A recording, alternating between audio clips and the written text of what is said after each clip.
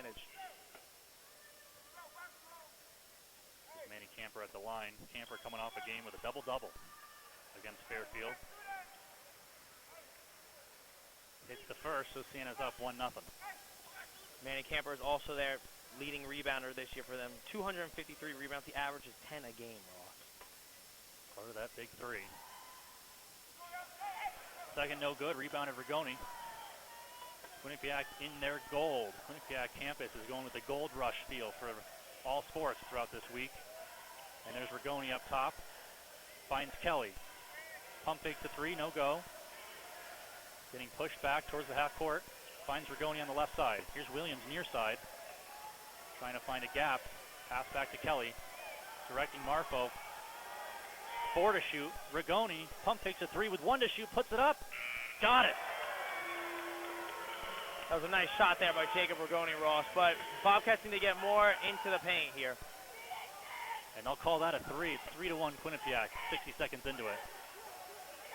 Here's Eli Burns going against Kevin Marfo, and that pass is tipped. I like what Williams. Sorry to interrupt. I like what I'm seeing so far, Ross, like Quinnipiac. They're being very physical and up in Siena's players' faces. That's what we need to see all game from them. It'll be a defensive battle, no doubt about it. Here's Jalen Pickett. Tried to pull out from way downtown, and there's some quick passes going down to Eli Burns, and his shot is no good underneath the basket. Rebounded again by Rigoni. Little let up there by the Bobcats defense, but they got bailed out by the shot miss. Kelly, Marfo over to foul zone. Back to Marfo, to Williams, to Rigoni. Another three from the same spot. Too short. Picked up by Siena. Don Carey finds Manny Camper. Puts it up, then he got it. Good defense by Kevin Marfo. There's Siena there, Ross, pushing the pace of the offense right there, not taking any, taking the opportunity of that odd man rush. Here's Rigoni over to foul zone. Interesting, both Rigoni and foul zone starting this game. We haven't seen that in a long time.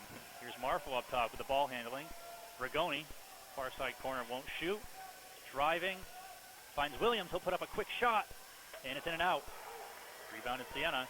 Here comes that fast break ball. Here's Manny Camper over to Pickett, and he finds a cutting Burns, and he, on the second chance, puts it back up. Got his own rebound. Siena is just taking every fast break chance they have so far. They're just pushing it to Quinnipiac and giving them it. Here's Kelly. 17:30 left in the first half. Siena 5, Quinnipiac 3. Rigoni's shot is good. Looks like Rigoni likes that spot right there, Ross, on the three-point arc. I'm looking to see more of that this game. That's his second three of the night.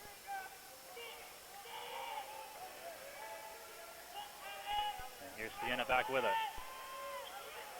Pickett. Pass is tipped and rebounded by Marfo. Marfo's going to take it. Big man with the handles. Over to Kelly. Back out to foul zone. He takes a really deep three, and it's too short. There's a waste of possession there by the Bobcats. They should have slowed it down and set up the offense a little bit, Ross. That pass is tipped. Loose ball picked up by Kelly. He's got Marfo down floor, and he finds Williams. Williams goes up, and it's too short, and then Marfo rebounds it and puts it back in. Ross, there's that big man down low, Kev Marfo, getting the loose scraps down low. That's what Quinnipiac needs. Anytime they miss the ball, he's got to be down there for them in the paint and getting it. And I like that right there by Kevin Marfo. He pushed the pace of the offense a little bit right there and took it up himself a little bit. You don't see that from a big man usually. So, but I like the play by Rich Kelly to kick it out. You could tell Siena was looking for the lob pass to Kev Marfo, but he made a nice play. He dished it off to Tyrese Williams. It was a tough shot selection, but, you got the rebound, and Kev Marfo put it back up for points. So that was, a good offensive possession there by the Bobcats, and it resulted in 2 points. First timeout. Here at 16:42. Quinnipiac 8-5. I mentioned Rigoni already hit 2 quick threes. He's got 6 points. Yeah, it looks like so far, I know it's just started the game, but he's got the hot hand. I would like to see Rich Kelly get him the ball more. Maybe Rich Kelly gets off the pick and roll, and then you find Jacob Rigoni open in the corner for three, or in that spot right on the arc there that he's liked so far this game, Ross. Out of the timeout, Siena takes it back. Jalen Pickett. Siena going left to right, slowing things down. Gary Harris Jr. over to Pickett. Pickett double-teamed instantly whenever he touches the ball by Kelly and Williams. They find Burns down low. He gets it back out to Pickett. Get the pick right. Lost his dribble. With 5 to shoot. Pickett puts up a really deep three, ain't contested. No go. Rebounded by Gary Harris Jr. A fresh shot clock. It's good defense there from the Bobcats. And that's going to be a three from Siena. Won't go. Rebounded again by Rigoni. Loose ball. Rigoni has it. Way to fight for that rebound by Jacob Rigoni right there and set up the Bobcats. Right now, Rigoni playing hard on both ends. Rebounding in points. Here's Matt Belong checking in after the timeout. Finds Kelly right in front of the Siena bench. Pinckney also in.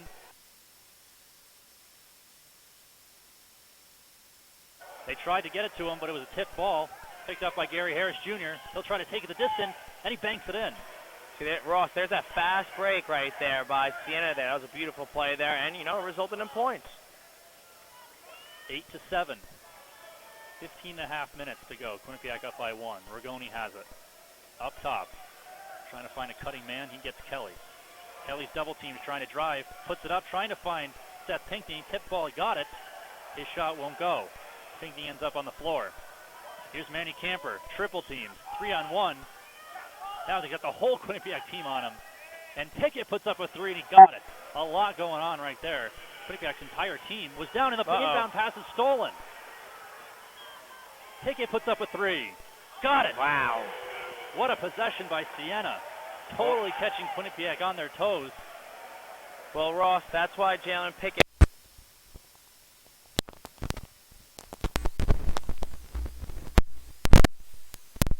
But just careless ball. They're taking care of the ball carelessly. Quinnipiac right there. Tyrese Williams on the inbound pass. It looked like he wasn't even paying attention, Ross. He just inbounded it and looked like he just hucked it in. And the Siena took advantage of that, and he kicked it out to Pickett, and he made them pay, and that's 6 points right there. The Bobcats gave up in less than 30 seconds, so it's going to be important for them, Ross, early here to take advantage of everything they have, because Siena's looking to run the pace of this game. You got to be able to.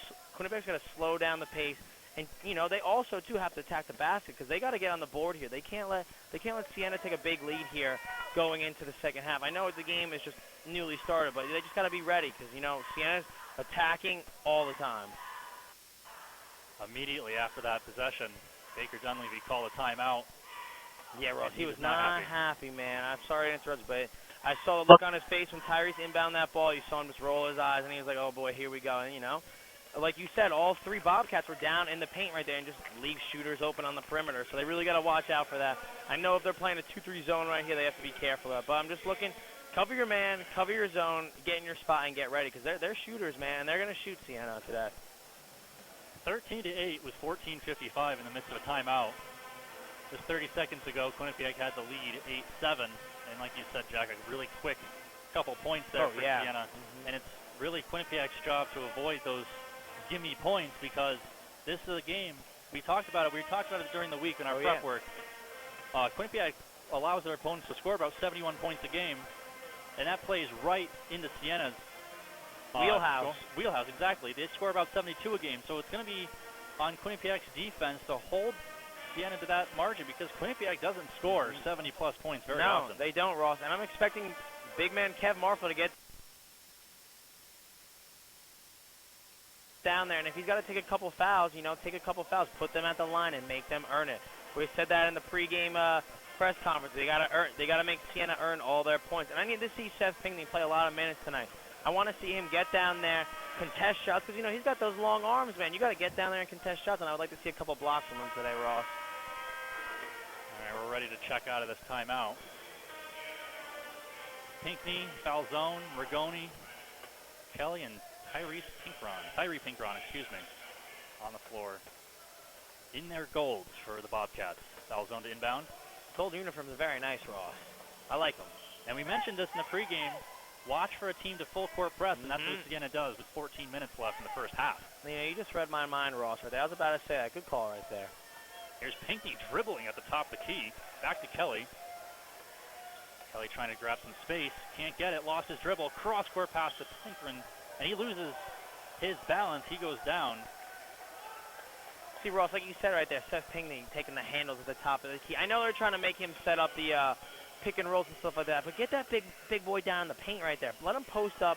I know he may not have the weight advantage on some guys, but he's got that long reach. Kelly to inbound underneath their own basket. Not much there. He finds Pinckney. Back to Kelly. Trying to wrap around. His hook shot pass is no good. And Siena drives down. That's King. Puts up a three. Won't go. Rebounded by Seth Pinckney. Chris Kelly got lucky there. He fell, but he's lucky there's a low percent shot. Oh, and that shot by Tyree Pinkron is absolutely annihilated into the crowd. Did you see that? Well, Ross, all I saw was the ball going to the fifth row right there, Ross. Wow, what a block! And that, like when they say you get your full hand on a ball, that's that right there. Unbelievable, great block, Ross. I'd say so. That was a block right there. I didn't catch who it was. Tyree Pinkron just applauding the effort. Yeah, we were lucky we weren't over there. We almost would have got hit. That would have gone right into our computers. Quinnipiac back with it.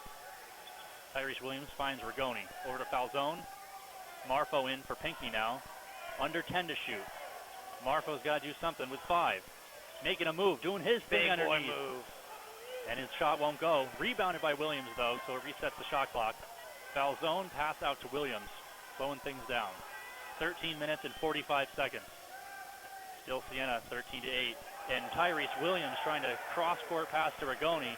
And that pass ended up exactly where the block shot was, about 5 rows in. Yeah, you took the words right out of my mouth there, Ross. That was a ill-advised pass and just out of bounds. So, Jalen Pickett with Siena. Slowing things down. Gary Harris over to Pickett. He takes a deep, deep three, and he got it. Wow. 13 and a half minutes left, and he's got another three. Well, Ross, this is why you game prep, because now you can see why he's leading in so many categories for Siena. He's a shooter, man. Don't leave him open today. Siena on an 11-3 run. Marfo with it up top. Pass over to Williams. Far side corner three. Gets it.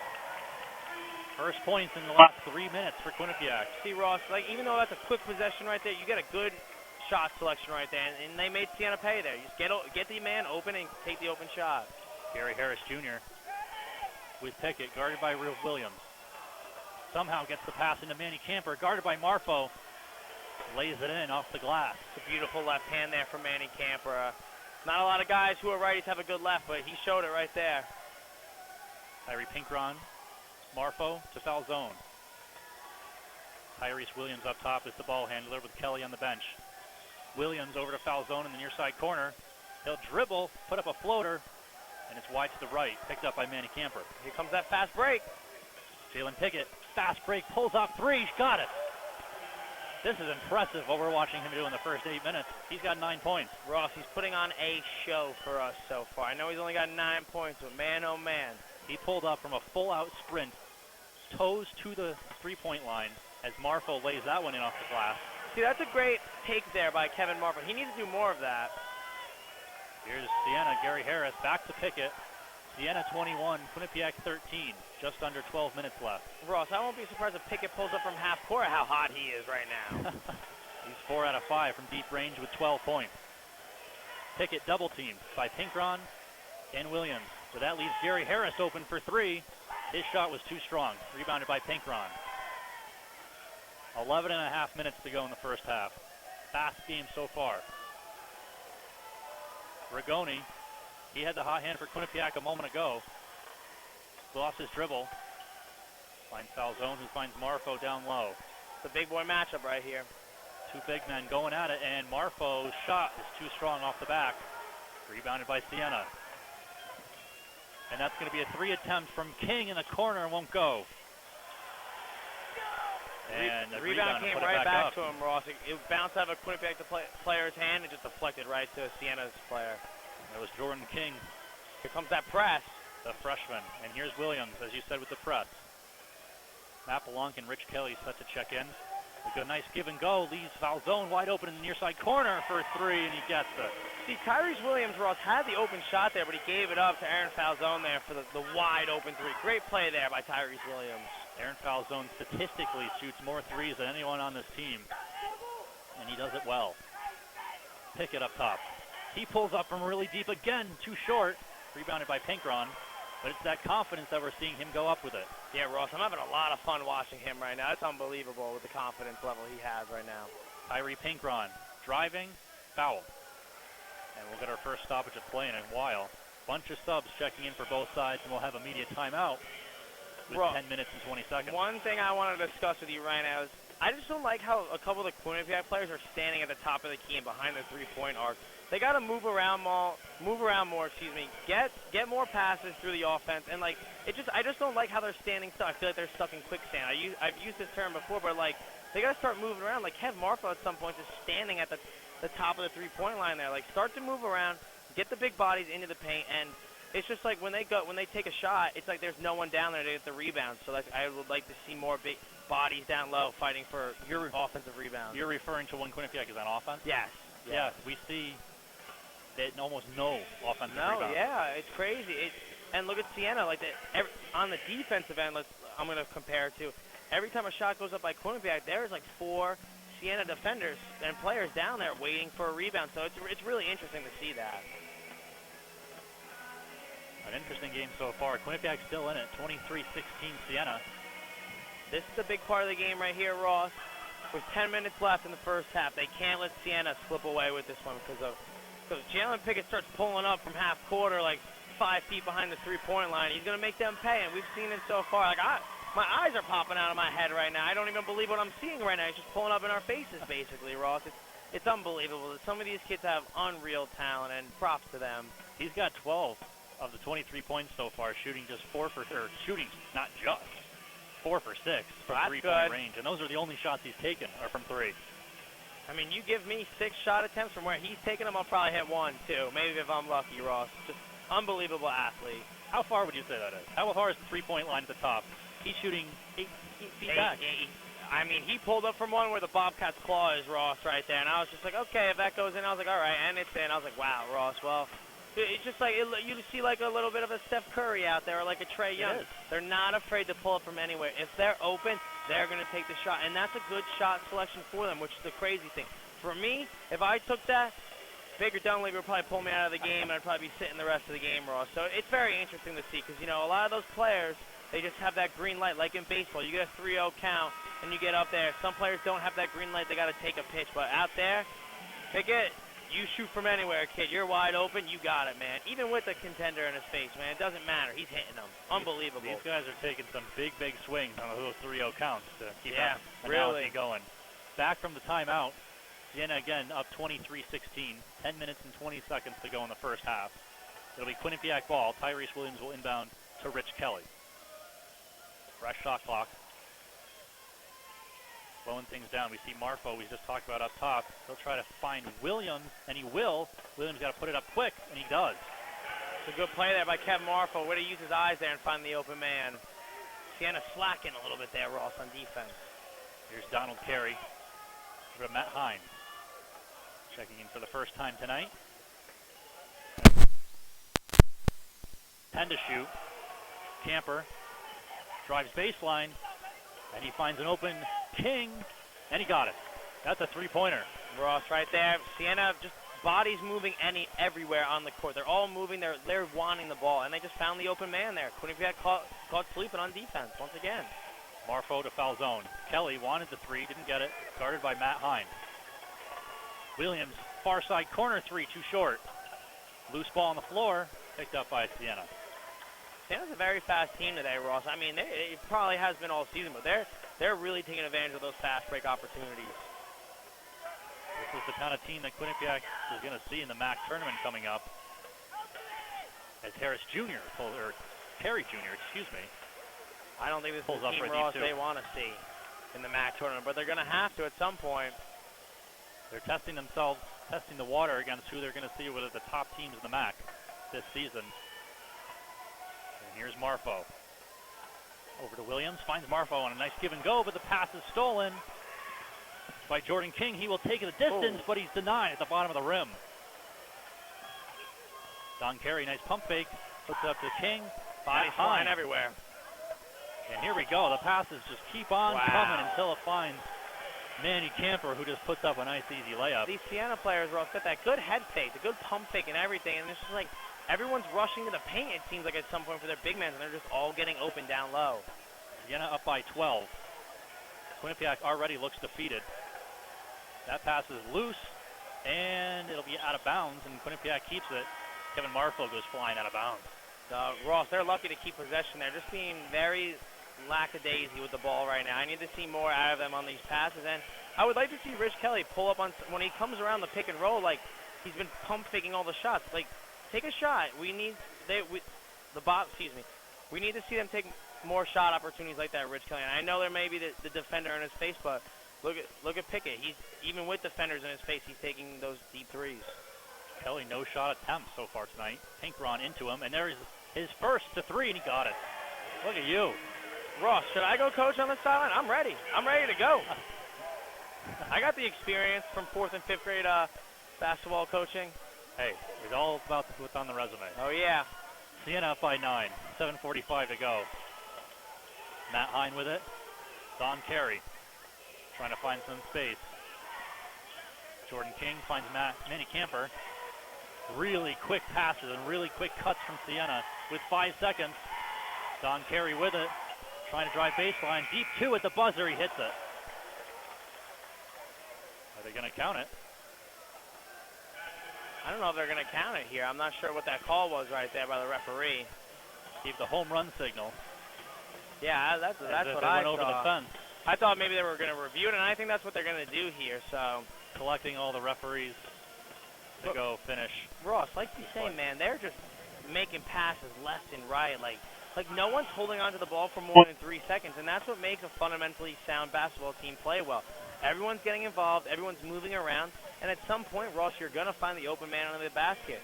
I just feel like on the other end of the court, Quinnipiac just needs to, if they're still playing the zone, they need to stick with it and stay in their zone and stay content. Don't force anything, and I know you're trying to help out your teammates, but just be aware of your surrounding area because you're leaving guys open on the three-point arc or even in the top of the key. So it's very interesting to see what we've seen so far.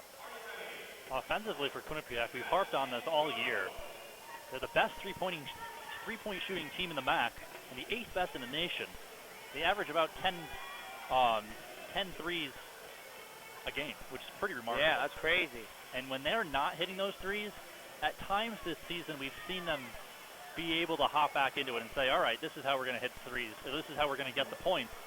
But right now we're not seeing that. Yeah, and Ross, when they always get back into it, like when they start hitting the three ball, it's always too late into the game. You know what I'm saying? Like they got to start attacking now. You got 7.5 minutes left in the first half.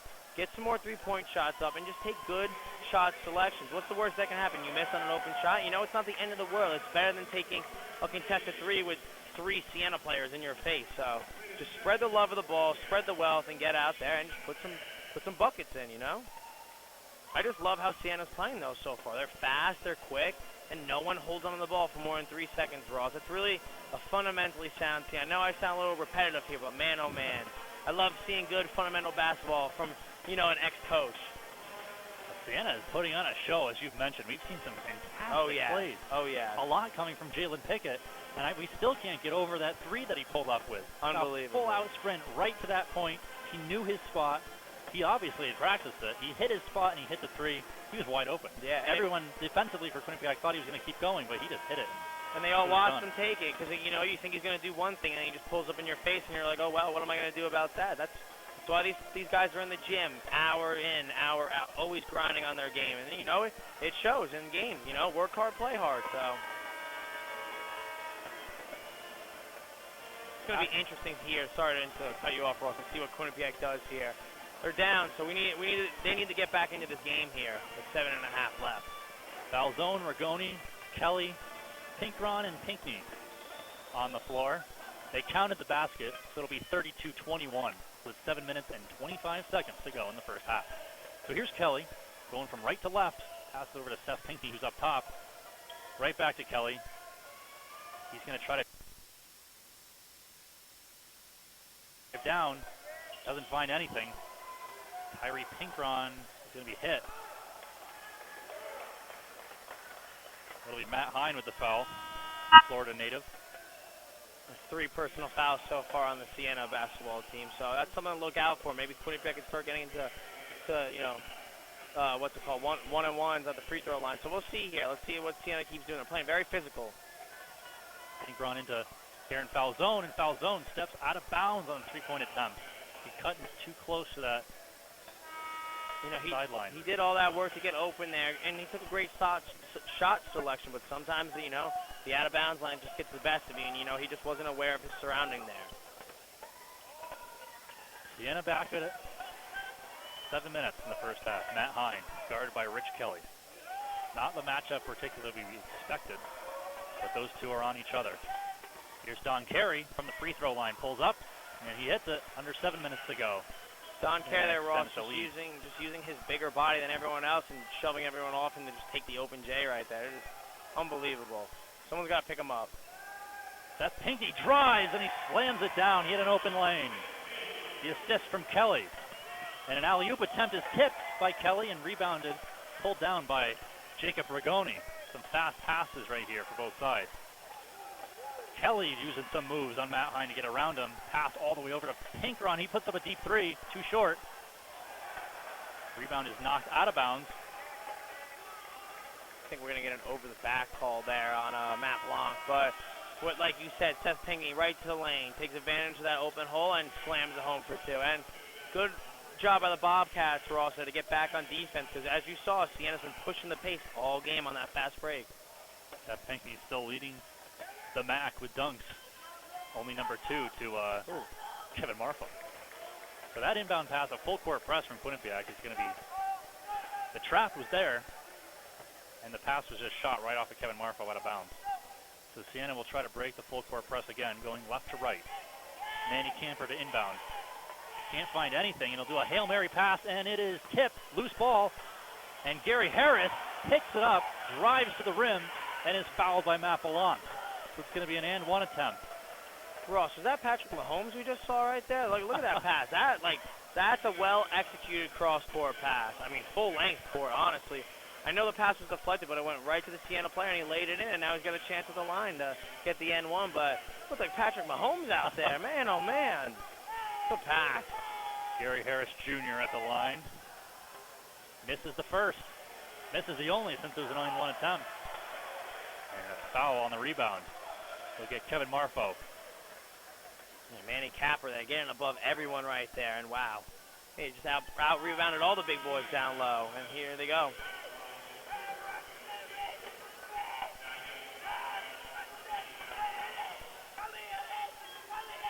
Here's Siena inbound underneath.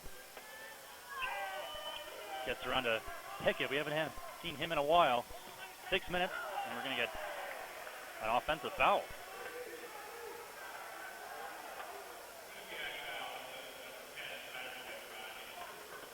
They're going to call it on Tyree Pinkron. It was a defensive foul. The reaction of Quinnipiac was celebratory for some reason after the foul. Yeah. So again, Siena will inbound underneath. 6 minutes left. That's Pickett. Loses dribble. Finds Don Carey. Under 10 to shoot. Trying to drive. Hands it off. Pass is no good. Shot is no good. That was from Eli Burns. Good shot contest there by Big Kev Marfo. 5:45, 36-23. Rigoni puts up a deep three. Hits it. You see Rigoni right there mouthing off, feed me the ball more, feed me the ball. He's ready. He came ready to play today against Siena. It's a 10-point game. This is Quinnipiac's time to shift back into this one. Pickett up top. Gets a pick left from Eli Burns. Is met by Kevin Marfo. Trying to do his thing. Pickett, a fadeaway, and he hits it. A beautiful move. And Pickett's got 14. Just a beautiful fadeaway right there, Ross. I don't even have anything to say about that. Backed his man down and got wide open. Falzone puts up a three. Hits it. Back-to-back threes for Quinnipiac. 38-29 at the 5-minute mark in the first half. Quinnipiac is just trying to get back in this game, Ross, as much as they can. They're taking good shot selections. They need to keep it up. Don Carey, Gary Harris Jr., Jalen Pickett. Another pick from Burns. Carey really slowing things down. Again, under 10 to shoot. Pickett with it at the Bobcat claw. Driving, pulls up again from deep 2 range, and that'll be out of bounds on Aaron Falzone. He doesn't agree with it. Seemed pretty obvious. Yeah, it seemed pretty obvious for where we're sitting, Ross, but another good shot selection by Pickett there, but, you know, just Bobcats on the unlucky end of that one, and now they're going to have to play defense a little bit more. Rich Kelly will check out. Tyrese Williams to check in. Siena inbounds underneath. He finds Manny Camper. Pulls up, fadeaway. Got it again. 40-29. An 11-point game. Kevin Marfo brings it up. Williams pulls up a three. Hits it. 3 threes in a row for the Bobcats. Ross, the good thing about the Bobcats is once one guy starts hitting a three ball, all the rest of them chime in. It's like they're all working together as a team right now, and that's what I love to see. Either it's foul zone or Rich Kelly hitting one or Jacob or now Tyrese Williams. So they just got to keep that up. And, like, all these three-pointers they're taking are good shot selections, Ross, so we need to see more of that. But back to Siena there, they're just – the passing is on point the whole game so far, and they're just really taking advantage of these shot selections they have. And, like, they're all open. And, like, you know, the players are also making good moves, too. Like that nice, like, little, like, post-jab fade. That was really nice right there, Ross. But, you know, Quinnipiac is just trying to crawl their way back into this one. They're down 8 right now, and with 4:15 left in this game, I really need to see them just, you know, keep at it for this first half right here, and, you know, just see what happens at the end of it. So, defensively for Quinnipiac, what could they do a little differently that they're not doing right now? Do you want to see them man-to-man zone? We got to switch up I here. like how you ask these questions. You know, me being the ex-coach I am, I'd honestly, for Jalen Pick, I put a boxing one on him, and I put your best defender on him at all times. Make sure that, like, wherever he goes, someone's in his face and following him around the whole time. I know it's like a bold strategy, but as long as someone's on him, it's going to disturb him the rest of the game. And I think that's something that players think about. It's like, oh yeah, they're gonna cover me the whole game like they want it, but like really, it's like it's going to be on him. Like, you know, pressure's on him. Like the Bobcats are really calling him out and be like, we're gonna put our best defender on you, so let's see what you got. But I just really think they gotta play man here, and everyone's gonna man up and stay with their man, Ross. But I do like the boxing one as an ex-coach, so I just want to see them. I just want to see what happens. I feel like the zone right now, Ross, for them really isn't working out, and it's just leading to open shots. Immediate timeout, 4 minutes and 16 seconds. Quinnipiac trailing by just 8 points. So far, Ross, they're 8 of 14 for 3 points, shooting at 57%. So, you know, shooting very well from three-point range and shooting very well from field goal percentage, too. 12 of 23 for 52%. So, you know, they just got to keep it up. They're playing a great game, and they're only down 8 points to the number 2 seed, Siena. So it's just, you know, this is a battle for them, and this is the biggest game of the season for them, and they're really putting it all out on the line right now. We talked about the biggest game of the season for Quinnipiac. We'll touch upon it briefly now. The upcoming schedule for Quinnipiac, they play 2 games on the road this Friday, and then a week from tonight they'll play. On Friday they play Fairfield. Sunday they play home, their final home game of the regular season versus Marist, and then they travel to Iona a week from tonight for their final road game. And we mentioned a little bit in the pregame over on Q30 that if they can win out, including this game, and go four in a row and go into the MAAC tournament on a 4-game winning streak, this will really break things up within the MAAC standings. Hey, you know, I know they're tied with 3 other teams, Ross, but hey, maybe those teams lose out. They win half of the games. If Quinnipiac wins out these games, they're in a top 3 spot in the MAAC. Then, you know, you get lucky. You may not have like a first-round bye in the MAAC, but, you know, you play a lower-seeded team. And honestly, I just think that would be great for Quinnipiac, you know, so they don't have to face these guys first round. The MAAC tournament this year will be in Atlantic City, New Jersey, March 10th through the 14th. PBSN will be there to bring you all the coverage. And here's Siena back with it. Trying to make something happen in an acrobatic shot by Eli Burns, trying to work over Kevin Marfo. And Marfo is going to be called for the hit. Just under 4 minutes to go, 3:58. Yeah, that's Marfo's first personal foul of the game there. But Barnes, you know, big body on big body, taking whatever he's got. You know, he's willing to go to the foul line. But I like Quinnipiac right there. Make him earn it at the line, Ross. It actually seems like they gave it to Jacob Rigoni. Rigoni was in front of the shot attempt, so he might have hit him with his back on the turnaround. I'm happy you called me there. Good catch. We got Eli Burns back at the line, 83% shooter from Troy, New York. And he'll hit him. So it's 42-32. Under 4 minutes to go in the first. The first half of the first half went by very quick, and this last couple minutes have been going slow. And Marfo working to the basket, he gets it, and he's fouled. He'll be sent to the line. Big Kev Marfo there, Ross, getting down low and using that big body frame of 240 pounds. Get down there, and he says, hey, I'm going to out-muscle you, so get ready for this. got a chance to convert the N1 here. So I like that. But Siena's playing man right now, so that's something to look forward to. Maybe Rich Kelly can get open on pick and rolls. Coming into the game, Kev Marfo has 343 rebounds as he converts the N1 to 17 more rebounds. He'll break the Quinnipiac Division I single-season record. If he keeps it up, man, he's unreal. Only 17 to break that record. He's gotten 17 in the game. 17 and 21 are his two top highs this year. So it is possible we could see it tonight, although unlikely. He only has 1 rebound right now, so he's got to get going. Here's a cross-court pass to Matt Hine, and that's denied by Aaron Falzone. Great Picked up by block there. Tinkron. Tinkron going to try to take it the distance. He'll lose it. No, they're going to call it carry.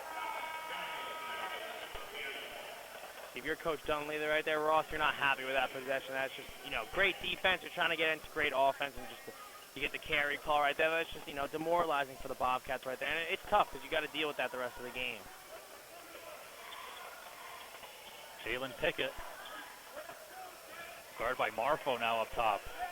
Definitely switching things up. Quinnipiac is on defense. And we'll have a whistle here as an inbound, or a pass was inbound to Jordan King down low. Rich Kelly to check back in. Siena going out. Sorry to interrupt you, Ross.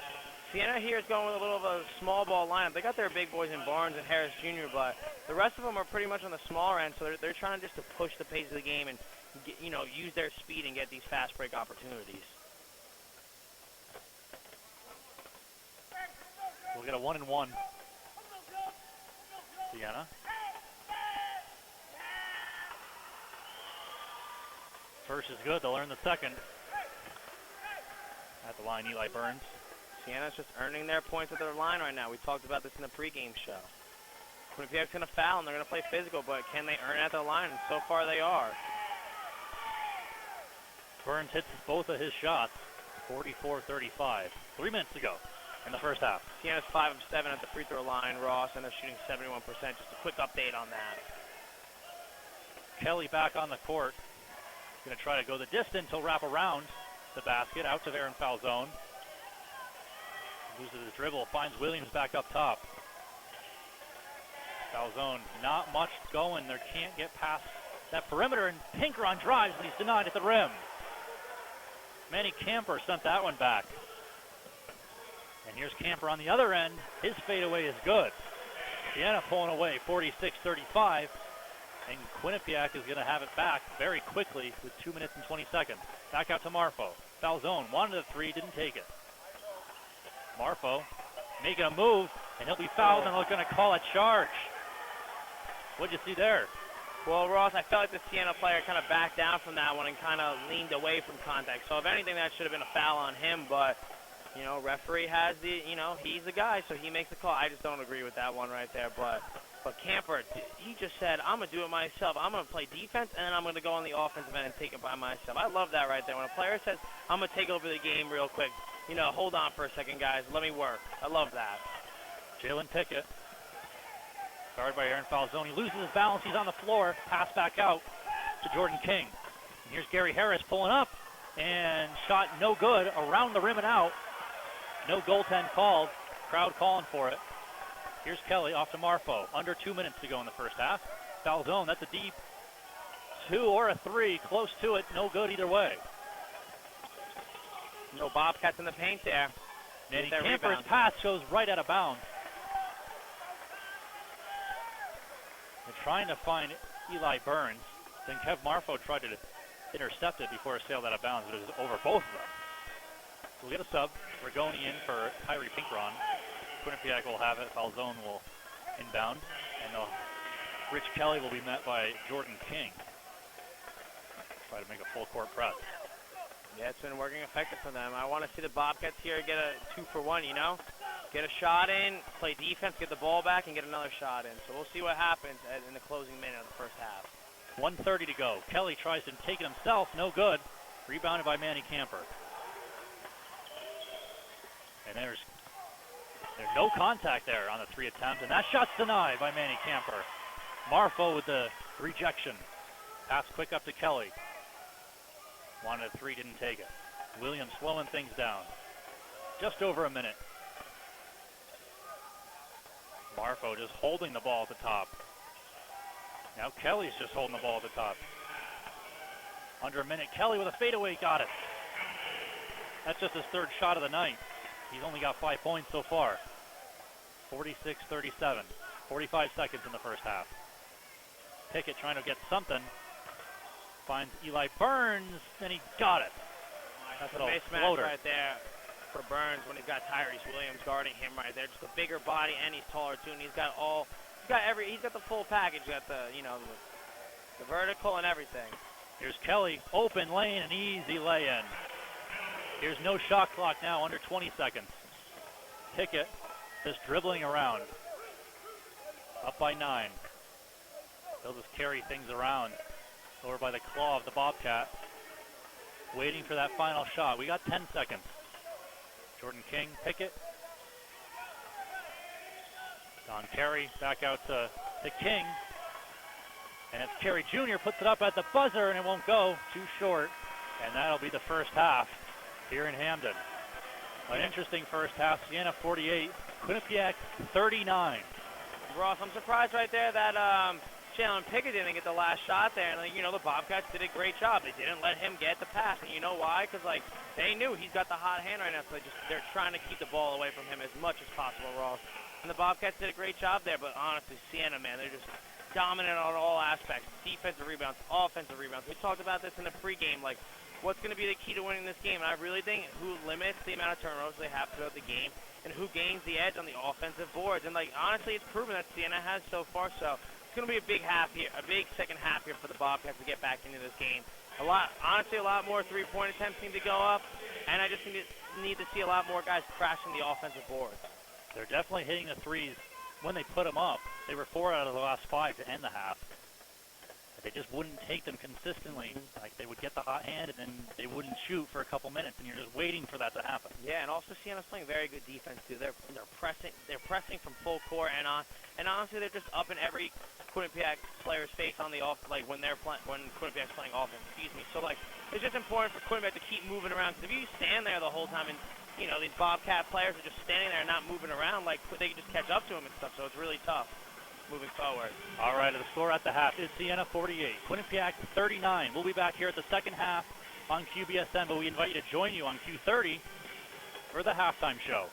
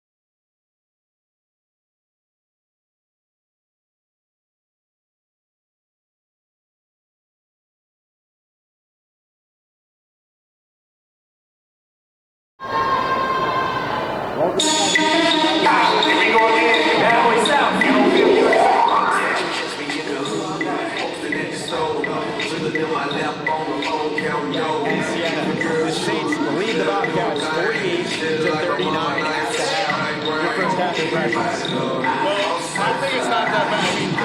I just think Quinnipiac, it feels feels like Quinnipiac is losing bigger than they are right now. We even said that down low. I think they're fortunate to be where they're at right now.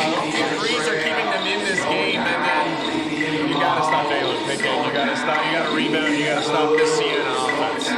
We know what Jalen Pickett could do. We talked about it in the pregame show, and he's really shown it in this first half. You know, everything was going right for him. I mean, he came out on fire. He was absolutely on fire. It looked like he wasn't gonna miss a shot. And then they got into his face and they consensus started to miss. So it shows he's human, but he's like Jalen Pickett, excellent start to this game. But if you're Quinnipiac, you gotta keep rebounding, you gotta keep playing defense, you gotta get stopped. You can stop. You can't be trading baskets at this point right now. They're only down by 9, but it really does feel like they're down by 20. No, they're only down by 9. So who knows what can happen in the second half?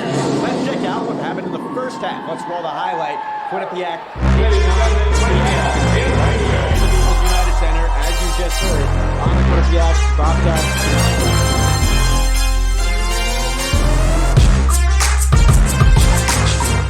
A 3-ball, Quinnipiac leading early on. Moving on in the first half. Evan Marpo's nice defense forces a turnover and a fast break for the Bobcats. Marpo grabs the offensive rebound off of Tyrese Williams. But then lays it in. Tyrese Williams is a very key player for this Bobcats team. Quinnipiac leading 8-5 right there. However, you know, like we just talked about, Jalen Pickett took over this game. Jalen Pickett was cooking, Chris. Yeah. He had a great game. Yeah, I mean, like he has a game so far. So let me pull up some stats here.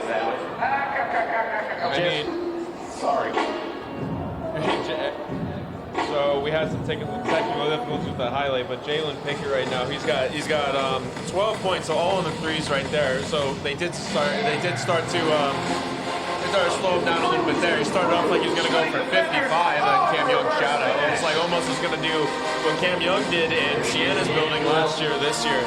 But they didn't slow down. For the Quinnipiac side. The thing about Pickett, though, is a couple of those easy threes were so wide open because they were off Quinnipiac turnovers early on. Once Quinnipiac took care of the ball better, he wasn't getting those open looks, and ultimately he wasn't hitting all of his shots late in that first half. That's what they need to do. Quinnipiac needs to stop the turnovers. Don't let him get easy shots. And we talked about what defense. We talked about thinking about what defense are going to stop Siena, and they came out with the zone. They pretty much stayed in the zone the entire game, and it seemed like when Jalen Pickett has the ball, it's almost like the box of one.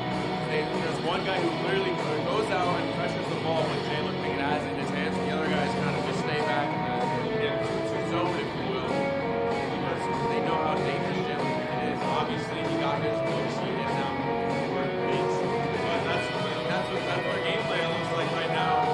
When Jalen Pickett has the ball, it's the pressure him and not getting any looks, and and so far it's worked. I mean, they had the few threes off the numbers, but so far so good.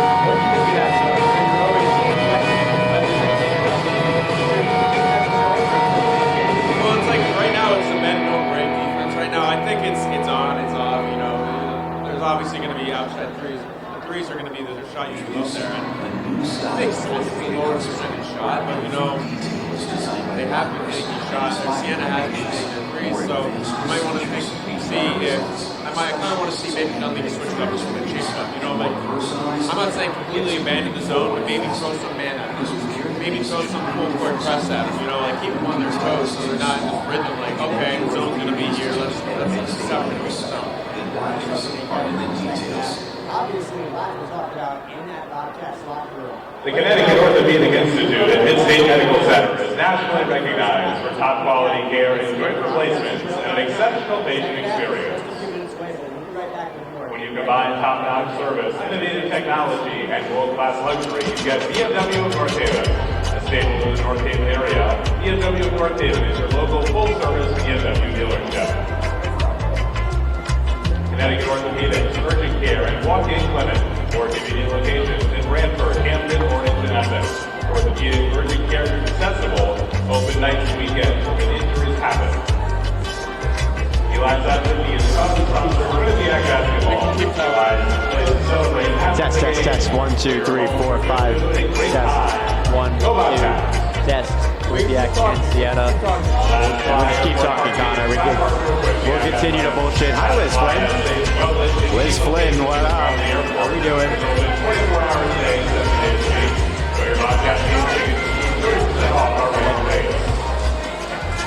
What'd you say? Ladies and gentlemen, welcome back to Schwartz, your Quinnipiac University Bobcat.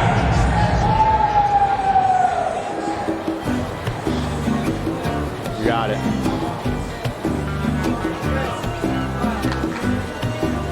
Ladies and gentlemen, your Quinnipiac University Bobcat.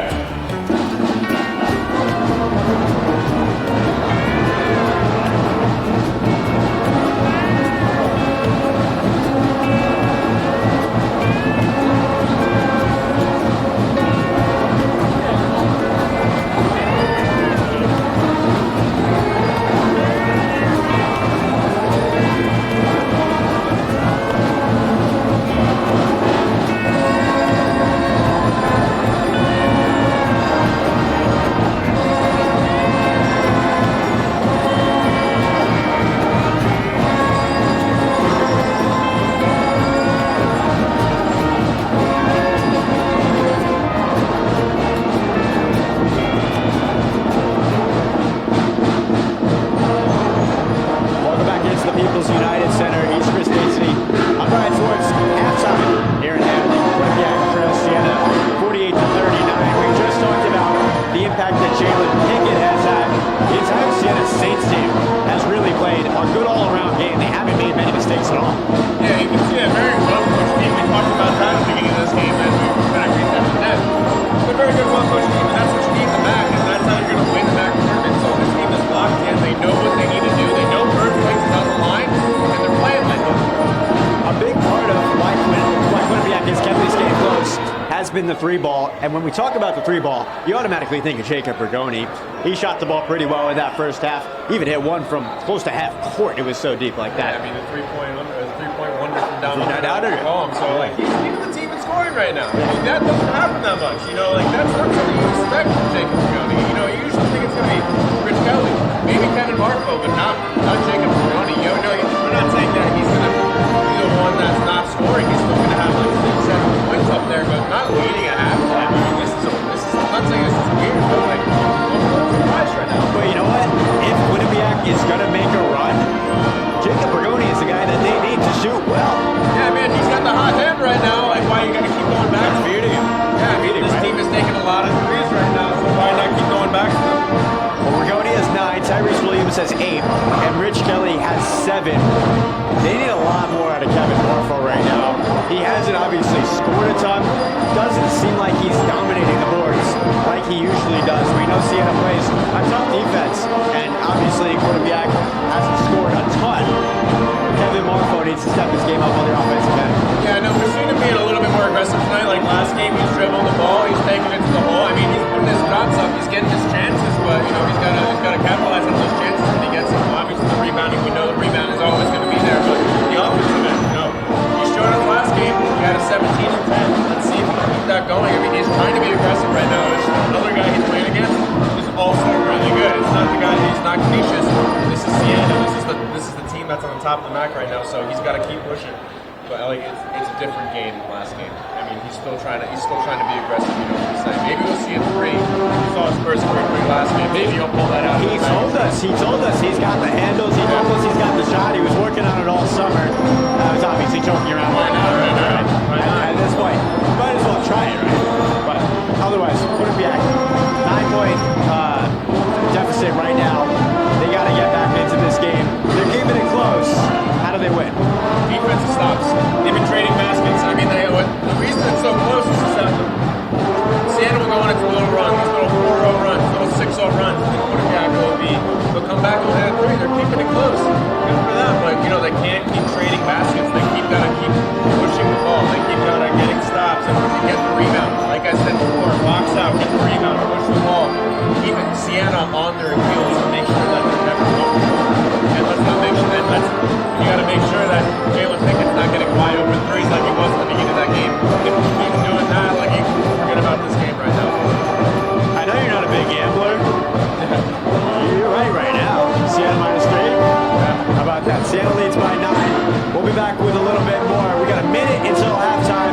is over. Second half is coming up. We'll be right back on Q30 Sports. 1 in 3 adults has pre-diabetes. 1 in 3. That means it could be you, your favorite brother, your other brother, you, your football buddy, your football buddy, you, the boss's boss. If 1 in 3 adults has pre-diabetes, that means it could be you, your barber, your barber's barber. Nice work. Thanks. You, your plumber, Breathe right into your foot. your plumber's masseuse. Yes. You, your dog walker, On your left. your cat jogger. Or you, your co-pilot, your co-pilot's co-pilot. While 1 in 3 adults has pre-diabetes, with early diagnosis, pre-diabetes can be reversed. Take the risk test at doihaveprediabetes.org to know where you stand. They call me Prince like I'm royalty or something. But the places I've lived ain't no palaces. So I don't need grilled salmon or a new scratching post. Just give me a cardboard box and a can of tuna and we're good. You can even change my name. I'm cool being the kitty formerly known as Prince.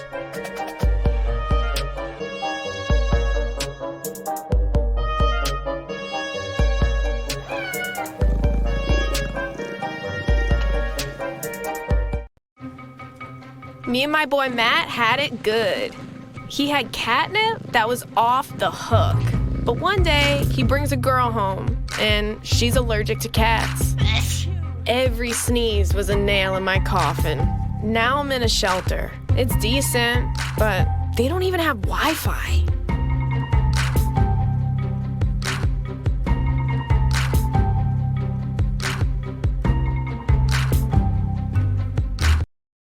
Must-win for any sport, any game, but if you're Quinnipiac, 4 teams tied for 1 spot in the MAAC with 3 games left in the season, I don't know what else to call it. Yeah, you obviously, like you said, you don't want to be saying every game's a must-win, but if you really think about it, down to the end, all these games matter, because if Quinnipiac wants to play these guys again, they will if they lose out, so. Here's Quinnipiac. They'll start with it, going to the right. Left to right, Marfo, driving baseline, pass out to foul zone.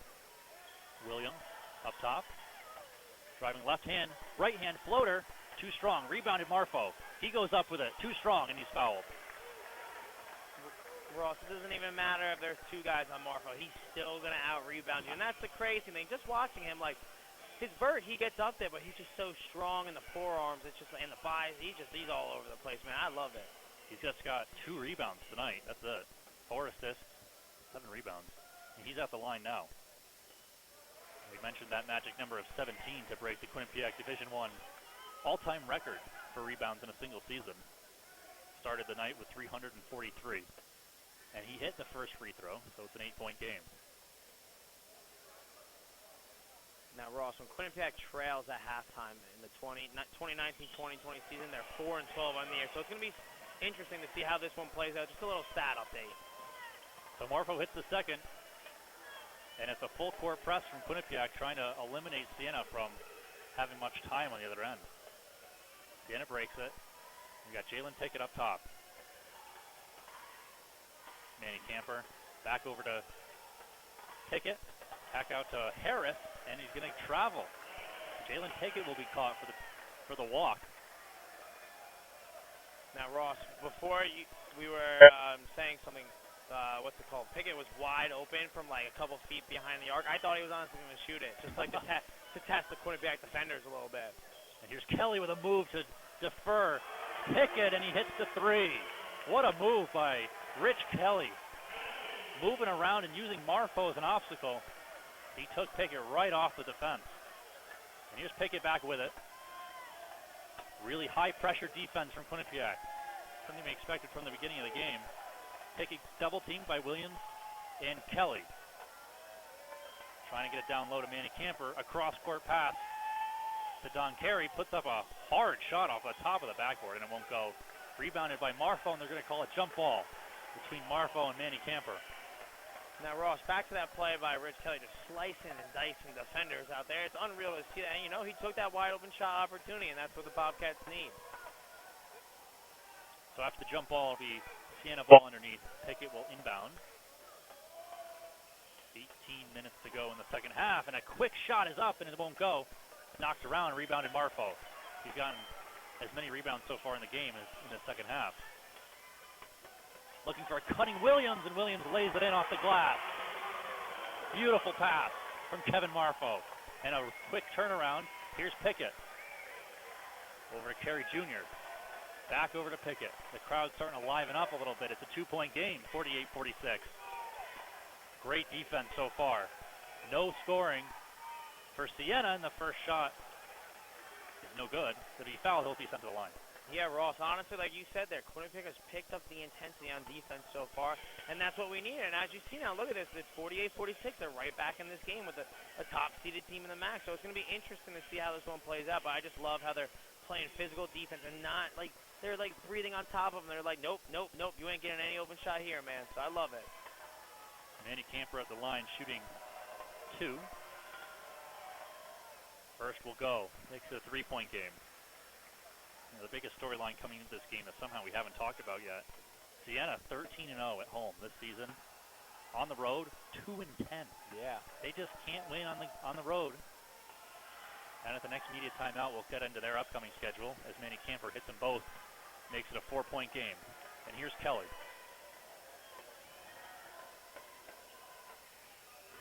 Slowly bringing it up the court, guarded by Pickett. Really trying to maneuver around him. Trying to take it all the way. And here's Williams. Trying to penetrate that defense. Loose ball picked up by Kelly.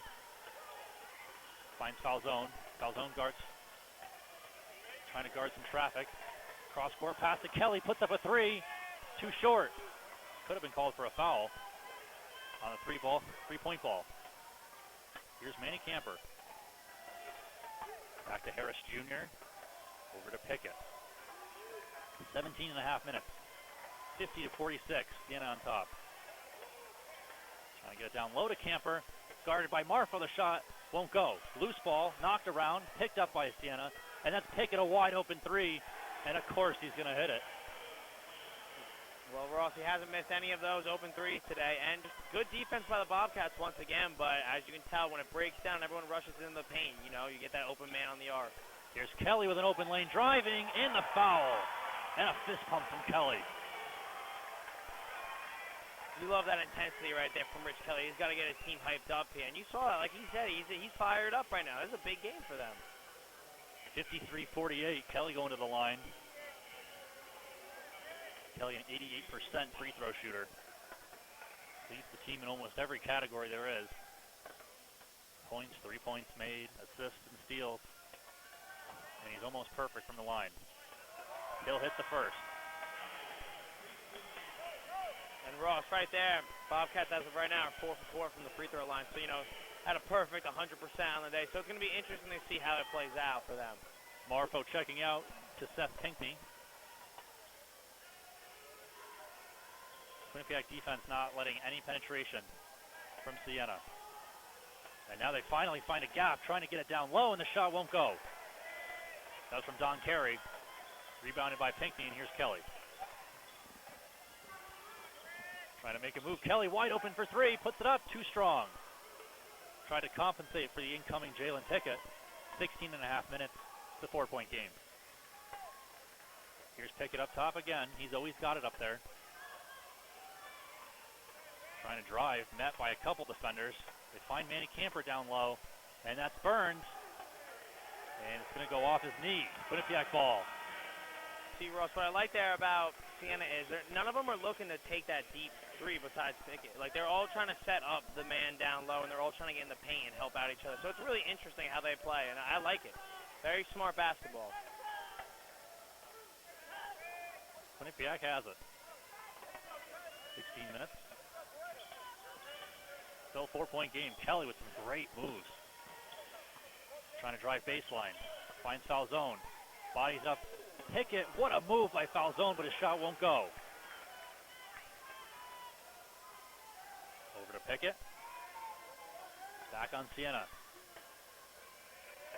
Oh, Manny Camper had a wide open 3. Didn't take that. Passed it over in favor of Jalen Pickett. But we find Camper down low again, working around Seth Pinkney, and Seth Pinkney rips it out of his hand. No shot for him. And here's Tyrese Williams. Rigoni, wide open three. Got it. 1-point game. Some good shooters on this Quinnipiac Bobcats team, Ross. They're not afraid to pull the trigger whenever. Quinnipiac a 6-0 run. A run nonetheless. And there's Burns, pulls up from short range. He hits it. Extends the lead back to 3 points. And a Siena timeout. 15:08. See, Ross, right there. What I'm a little upset about there for Seth Pinckney is that he didn't come up and cover the open man. That just gave Siena the open basket right there. Going into the timeout, that's something you're going to think about throughout the game. It's like, oh man, what if I stepped up on this guy? But the game comes down the wire. That's just something you got to watch out for there. So, I mean, Bobcats defense overall this second half is a lot better than the first. They're giving up less open shots, and they're really making Siena work for their baskets. That's what we talked about in the pregame. Are the Bobcats going to make Siena work for their points, or they're just going to give it to them? And I'm liking what I'm seeing. And Siena just is all over the place for us all game. They're just on the defensive boards, offensive boards, and they're just really pushing the pace of the game. I feel like they're still in control right now, even though it's a 3-point game. We got a good one right now. 3-point game with just 15 minutes left to go. It seems like right when Siena starts to pull away, Quinnipiac says, not so fast, and we're going to keep it within at least a 10-point game. Right now it's 3, but they won't let it extend much farther than that. Siena has definitely had the opportunity to really carry away with this game. And that's what Siena wants to do, Ross. They want to put them away. They're like, hey, we're coming to this game as one of the top teams. We don't care who you are. We're just going to put you away, go home with a road win, and call it a day. Maybe improve that road record of 2-10, maybe to 3-10. So, but anything can happen here. It's a 3-point game. You got to love where the Bobcats are in this game, Ross. Siena definitely a different team on the road. Just 2-10 on the road. That is an incredible stat. They're undefeated at home. They haven't played any neutral games so far, but that's what the MAAC tournament's all about down in New Jersey. Yeah, and that's I know it's a neutral site, but those are really away games for them. And a team from Siena, it's going to be interesting to see how they perform on the road. I know it's not technically called a road game; it's called neutral, but it's going to be, like I said, sorry to repeat myself, very interesting to see because you're 2-10 away and then 13-0 at home. That's it's eye-popping, man. You look at that, and that's the first thing you notice about this team. Great at home, on the road, we got a problem here, Ross. 6 of the 12 MAAC teams have played at least one road game or one neutral game this year, and every one of those 6 teams has won at least one of them. So there's not a lot of experience, but there's teams that have played neutral games so far this year. And the Bobcats are one of those teams who have played neutral games. So, look, for them going into the tournament, they kind of got a little advantage. They got to think about that. Keep that in the back pocket. Be like, we've been here before. We're ready. So it's 15:08. A big stretch coming up right here for both of these teams. Just a 3-point game. Ross, I'm looking for Quinnipiac to honestly full court press a little bit here. We've seen teams use that against them to their advantage, but I want to see them do that because I feel like it would really frustrate Siena here and make them, make some bad passes throughout the rest of the game. So Kelly will pass it into the foot of Jordan King, so that'll be a kick ball, and Quinnipiac will take it. And we're going to get a timeout. Well, that was quick. Timeout after timeout, Ross. I don't know. I got nothing to say real quick right there, but he played 7 seconds right there. Yeah, well, 7 seconds. I don't even know what to say to that 7 seconds. Well, not much happened. It was a Rich Kelly pass off the foot.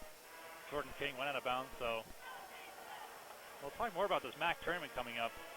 The standings are so jam-packed. It's really incredible. The top team right now, St. Peter's, at 12-5. They could really range with 3-4 games left. They could range all the way down to 5th if they were to lose out. The situations, it's that time of the year, not necessarily scoreboard watching, but you're watching those standings, and it's possible they could lose out. And then Quinnipiac winning out, they're right in the mix of it. Yeah, the top seed. It's that close. Yeah, Ross, it's crazy to see that because all these teams have 3 to 4 games left, like you said, so anything can happen because, like you said, it's so tightly packed. Like with Iona being 8-8, they can lose out, and then they'll be at the bottom of the MAAC. And then, like, a team like Fairfield and Quinnipiac, they could win out and be, like, the 2 top teams. So it's going to be so interesting to see. I can't wait to see how it plays out, Ross. Again, QBSN will be down in Atlantic City to carry all of the men's and women's MAAC basketball tournament games. for as far as they will go. Women's team defending their title yet again. Unlikely year for them, but you never know when it comes playoff time. Quinnipiac men's, unlikely for them. You never know when it comes to MAAC tournament. Yeah, and honestly, Atlantic City's going to be lucky to have you, Ross, honestly. You're a great commentator, so they're going to be lucky to have you, man. Well, I appreciate that. It'll be a lot of fun down there in Atlantic City, March 10th to the 14th. So Siena's out of the timeout very quickly. There's 5 have been just sitting talking to the referee in the middle. Quinnipiac using every second of this timeout. That's one thing I've noticed with Baker Dunleavy, Ross. He always likes to get his team ready and prep them. You know, he takes every second he gets to talk to them. Because, you know, during the pace of the game, you see him over there yelling at them in the sun, but that only does so much with the crowd noise. And, like, you know, there's a lot going through players' heads at once during, you know, the duration of a game. So it's important for them to take these timeouts serious with them. Siena looks ready to go, though. They're always ready, man. They basically had 2 timeouts back to back. Yeah. It was 2 minutes. We've been sitting here rambling onto each other about not really anything. I don't mind, though. We're having a great conversation. And we're back. Aaron Falzone finally getting ready to inbound. Here's Rich Kelly. Gets a pick left him. Pinckney, and they try the alley-oop. And Rigoni, a nice give-and-go pass to Pinckney, and he throws it down. Big boy. He picked up the loose ball on the floor and went from floor to rim. And here's Pickett. 1-point game, 14 and a half minutes to go. Jordan King over to Don Carey. Pickett trying to drive, met by Kelly. And they get Manny Camper, and Pinckney swats it away. Picked up by Rigoni. And here's Kelly making moves against Jordan King, and Kelly is fouled to the floor. Seth Pinckney's really doing everything on both ends of the ball, offense and defense. Like you said, he just picked it up. That's what, you know, when you're 7'1" and you got a 7'8" wingspan, it really helps out, Ross, to go from the floor to the rim. It's crazy. You don't even need to jump. Unreal. We saw him during warm-ups. He was basically just hopping a couple inches off the floor to throw it in. Eye-popping. Kelly with 20 seconds on the shot clock. Gets it. He finds Tyree Pinkron. Pinkron driving. He'll be fouled. Jalen Pickett not happy. Siena is not happy with this officiating as of now. Still just a 1-point game with 14 minutes left. Pinckney to check out, Marfo to check in.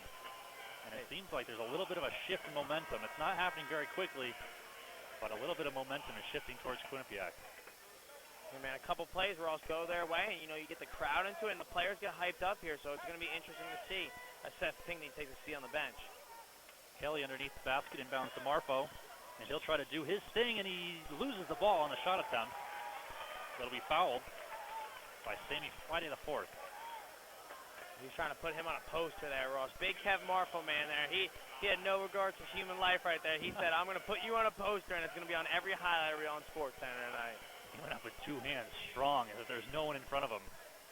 Friday the 4th is not happy about that. Marfo shoots the most free throws on the team and has made the most. He makes his first, and we got a tie game, 55-55 with 14:04 to go. First time this game's been tied since the very beginning.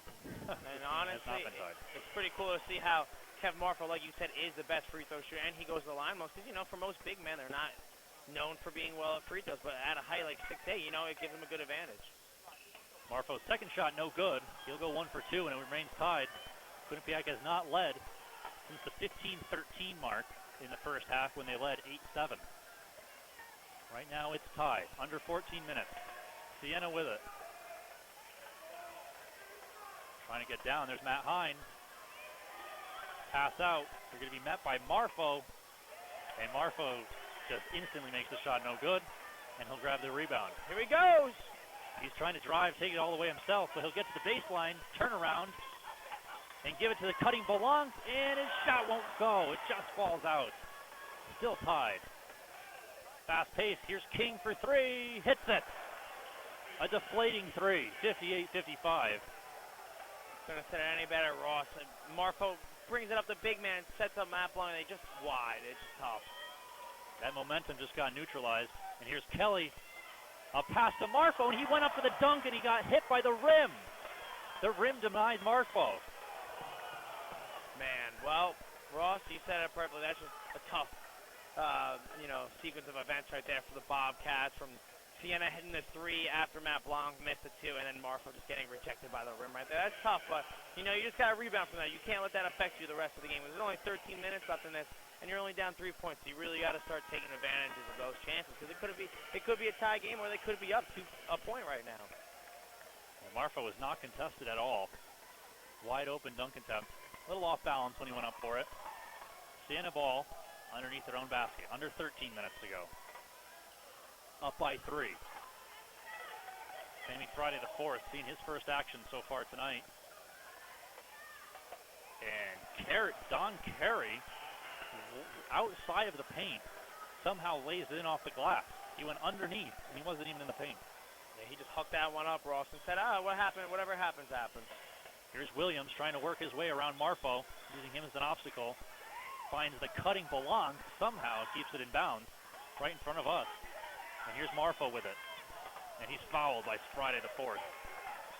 Those are two big boys, Ross, going at it there. And I feel like that's like the best part about this game right now is let the big mans go to work, and if they need to kick it out and help, but they're like, nah, I don't need help. I don't need your help right now. I'm just going to go at them. I love it. Sammy Friday the 4th, 237, 6'9". Then we got Kevin Marfo, 6'8", 245, both down low. Battling it out, and we got a tip ball, and they both went for it, and picked up by Jordan King. So a turnover for Quinnipiac, a costly turnover. Gives more time on the clock to Siena on offense. Here's Jordan King, guarded by Williams.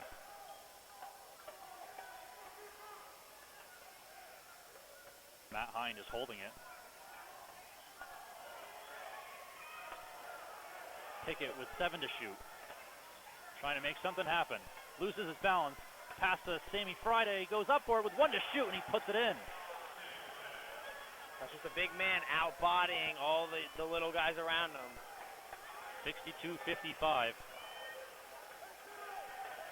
And we'll get a timeout from Quinnipiac. Baker Dunleavy, I'd say wisely calling a timeout before Siena really runs away with this. Yeah, it's a smart timeout there, Ross. And also, he does not look very happy from the sequence of events that just happened. But like we've been saying the whole game, they just got to limit these turnovers. The Bobcats right now with 9, so this is a lot better than games we've seen in the past. And for Siena, on the other hand, they have 6 turnovers. So as we could tell, we talked about this in the pregame. Whoever, I personally feel like whoever has the lower amount of turnovers this game is going to pull away with this one. And as of right now, Siena is. But it all happens with what you do with these turnovers. Like if you score, if you give it back up, if you don't score. So I just think honestly, Siena's just taking advantage of all the opportunities, Ross. Quinnipiac has been held scoreless for the last 2.5 minutes. It's not what you want here, Ross. Every minute counts. Every second counts in these basketball games. Like they say, like every game counts. But they really need to start putting shots up and putting points on the board because, they had a couple bad turnovers here and a couple, tragic misses. But what are you going to do about that? It's a game of basketball. That's why we love it. We'll get a full 60-second timeout right here. We'll talk briefly about the Siena upcoming schedule because it is crucial for them. They've got 3 games left after tonight, and they've got 2 road games, which is you got to make you think. So far, they're 2-10 on the road. They'll travel to Marist on Friday. They're home versus Niagara a week from tonight. And then Friday, March 6th, they'll wrap things up at Monmouth. And that's a big game because right now Monmouth finds themselves 3rd in MAAC play as of tonight. Things could change by that time, but Siena and Monmouth neck and neck, the 2 and 3 seeds as of right now. So a big, big stretch for Siena, including this one, obviously. But the next 3 are even bigger. Oh, no, yeah, absolutely, Ross. It's just going to be, it's just like, I love how it plays out because, every team is coming down to the wire. I'm going to refer this back to the NFL. It's like the NFC East, with the New York Giants. The NFC East. Yeah. Horrible. It's a dog battle. Everyone's basically in it until the final week. Well, besides the Giants and the Redskins this year. But you know what I'm getting to? It's like it comes down to the bitter end. So, that's what's going to happen here with the MAAC and the MAAC standing. So I'm just really interested.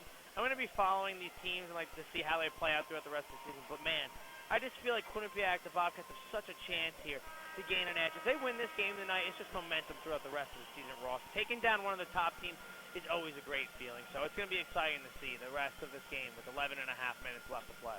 There's no doubt about that. That would be a massive win. You could just feel it as soon as Quinnipiac gets about, even within a couple points, right now down by 7. But when they're within 1 point tied, this whole building lights up. They need to keep that throughout the rest of the game, Ross. I'm not trying to be mean to the crowd, but they got to keep up with the team. Keep cheering them on, get them in this. Well, we resume play after that timeout. Quinnipiac has it, and that pass, Tyrese Williams trying to find Matt Belong.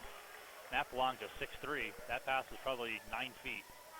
And now what I like to see is that pick run comes right up to Tyrese and says, hey, don't worry about it, man. We'll get the next one. That's good. Like, you always need a teammate like that to be behind you and always have your back, Ross. Belong and Williams checking out. Pinkron and Rich Kelly checking in. 11 minutes and 30 seconds. 7-point lead for Siena. Timmy Friday over to Matt Hine. Just dribbling around the perimeter. Don Carey trying to make some moves around Rich Kelly. Under 10 to shoot. Here's Pickett over to King. And that's Matt Hine at the buzzer. That was a near side 3. And Siena makes it a quick 10-point lead. They just moved the ball so well, Ross. It's unreal. Just a minute ago, we were at 55-55. We talked about it coming into the half. There's Marfo underneath, and he finally throws that one down. One-handed slam.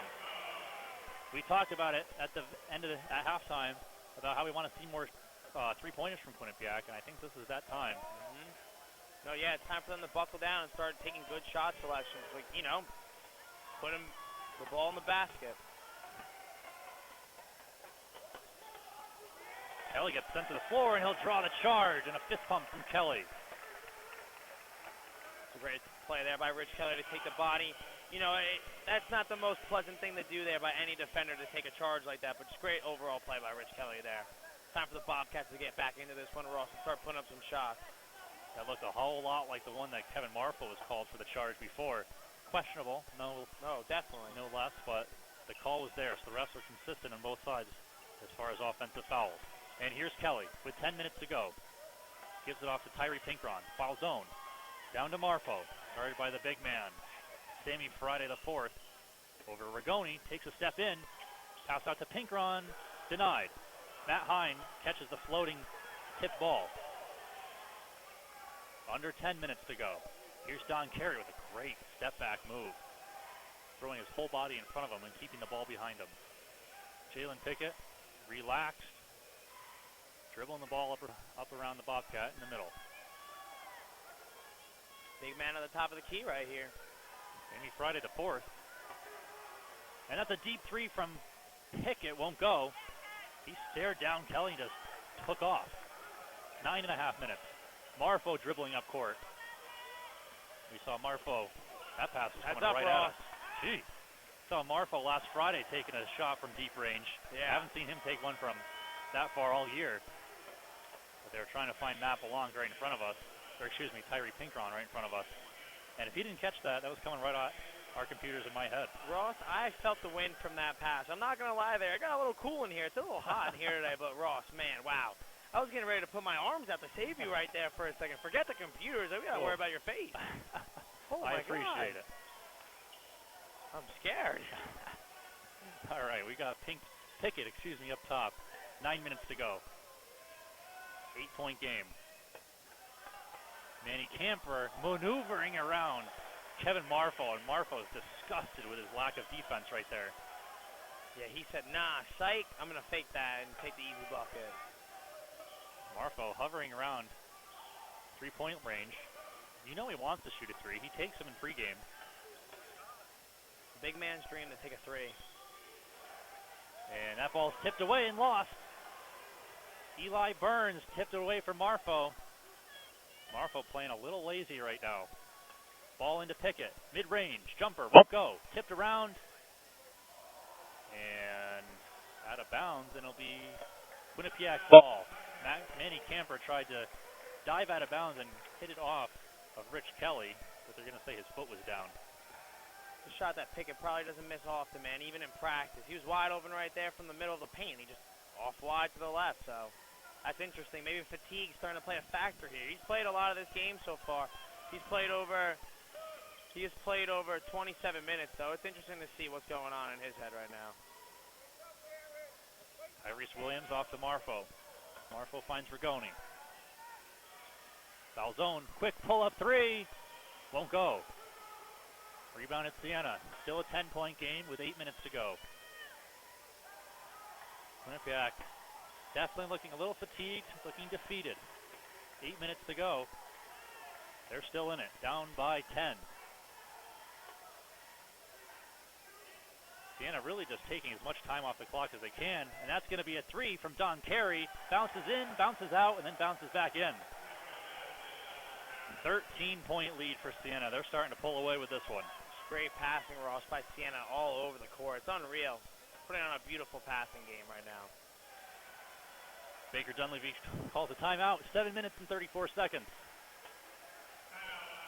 Well, Ross, like you said, like that fatigue, it's playing a factor here for the Bobcats also because, as you saw in defense there, like in the first half, in the beginning of the second half here, they were all in their face, pressuring at all times, but now it seems like they're a little lackadaisy, and they got to get back to that. I know, like, it's a long game, and they've all been playing around, like, 20 minutes plus, so, you just got to keep at it for the last 7.5 minutes, and, I feel like if the Bobcats keep at that, Ross, they have a great chance of starting to, making Siena force bad passes and making them start to turn over the ball more, because that's what you need in this game when you're down big here, but for Siena here, they just got to keep doing what they're doing, Ross. Slow down the game, and, like, it's crazy because, like, you think they're going to shoot it, and then they just pass it again. And then you think they're going to shoot it, and then they pass it again. It's just repetitive. They just got a system going on in their head. Their coach has done a fantastic job this year, and as a first-year coach, too. So they're looking to improve that road record right now of 2-10. They're not satisfied with that. They're not happy at all, man. As you mentioned, Carmen Mozzarella, first-year coach, really turning Siena's program around. Laughing stock of the league, if you will, for the last couple years. In fact, they're in the top of the MAAC right now. But all that can change, Ross, with these last 4 games. Tonight, if they lose this one and then they go into a slump and lose the next 2 out of 3, that could put them in a whole different spot in the MAAC. That could put them at, like, 4th or 5th seed. So it's very interesting. As far as scoring, Quinnipiac has four 2-point double-digit scorers, with Kelly, Rigoni, Marfo, and Williams. We haven't seen Pickett put up points in a while here. He's been sitting at 17 for a while now. He's 6-11 from the field and 5 of 8 from three-point range. So it's going to be very interesting to see what happens because maybe he went ice cold or maybe he's just not getting open. So it's going to be interesting because, all those players got that mentality in their head that I want to take the last shot or, like, I want to put the dagger in their heart. So it's going to be very interesting to see what happens, Ross, because, like, I know he wants to. You can tell it in his face. He's always intimidating other players. And it's awesome, man. I love it. I love to see that fire and passion. Jalen Pickett's been pretty quiet as far as scoring. He has 17 points. He leads both teams, although he hasn't scored in quite some time. And Ross, the last time they matched up, Quinnipiac and Siena, Pickett dropped 25 points. So that's something interesting to look at here. Can he get back to that, or is he just going to play it safe and find the open teammates? Because, sometimes players want to pad onto their stats, Ross. It's funny to see that, no matter what the situation is in the game. They'll try to go for that double-double. Not close to it at the moment, but you never know. Fun to try with 7 minutes and 34 seconds. Quinnipiac will inbound. Rich Kelly will try to lead this team back to a miracle win. A much-needed win for this Quinnipiac Bobcats team. Kelly being very conservative, passing a lot. 4 to shoot. Williams has to pull up, and he hits it. 70 to 59. And a quick turnaround here for Siena. Burns back to Carey. Jalen Pickett directing traffic. Jordan King just flipping the ball over to Don Carey. Back over to Pickett. Wasting as much time as possible. Don Carey had a wide open 3, didn't take it, took a few steps in, and takes the mid-range 2. And they'll answer right back with a basket of their own. Well, Kevin Marfo is walking up the court, not running, not hustling. He just looks really defeated right now. And now he gets the ball and he's trying to body up his man. That's Kelly, a deep 3, and it goes. Ross, maybe Kev Marfo was playing a little disguise there and acting like he's out of breath or something. I don't know what was going on there. He seems lost. Some sort of trickery. He got the ball and then just really powered up for it, gave it off to Kelly, got the assist. Made some sort of defensive stops here. 72-62. Marfo with it. 6 minutes to go. Finds Kelly. Kelly, they would love to get him going right now. Trying to body it up, and his shot's deflected. He was down in the paint. And they'll give it off to Pickett. Don Carey, triple threat up top. Finds Pickett in the corner. He will drive, stop, hand it off to Manny Camper, and that shot's denied by Marfo. Pickett is so elusive out there, Ross. Like I was just looking at his eyes there, and he's never looking in one spot. And I think that's what's throwing off these Bobcat defenders here late in the game. It's just like, where is he going to go with it? Is he going to shoot or is he going to pass? And he's just trickery, man. I just can't believe it. Manny Camper will be going to the line. Shooting 2, up by 10. 5 minutes and 45 seconds. You start to put the game away here, Ross, if you hit these free throws. So that's what we talked about earlier. It's the first.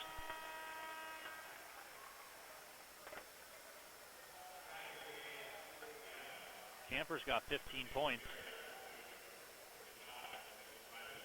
Make that 16 with the last shot on no three-point attempts at all. He's done all his damage from mid-range. And from the free throw line, he's a perfect 2 for 2. So he's up there with Pickett. They both have 17. Part of that big three we talked about before the game. Hard to shut down both of them, or all of them. Elijah Burns, part of that third member, he has 10. Here's Williams, pulls up a 3. Won't go, too strong. Rebounded by Jalen Pickett. Not enough Bobcats there, Ross, to get rebounds there. They're all running back on defense as the shot's going up. It's just not fundamental basketball there. Lackadaisical defense, no doubt, on both ends. Pickett finds Sammy Friday. He bodies up Marfo. Marfo wins that battle. Shot no good, rebounded by the big man. Marfo doing some moves up top, getting this crowd into it, and he can't finish it off.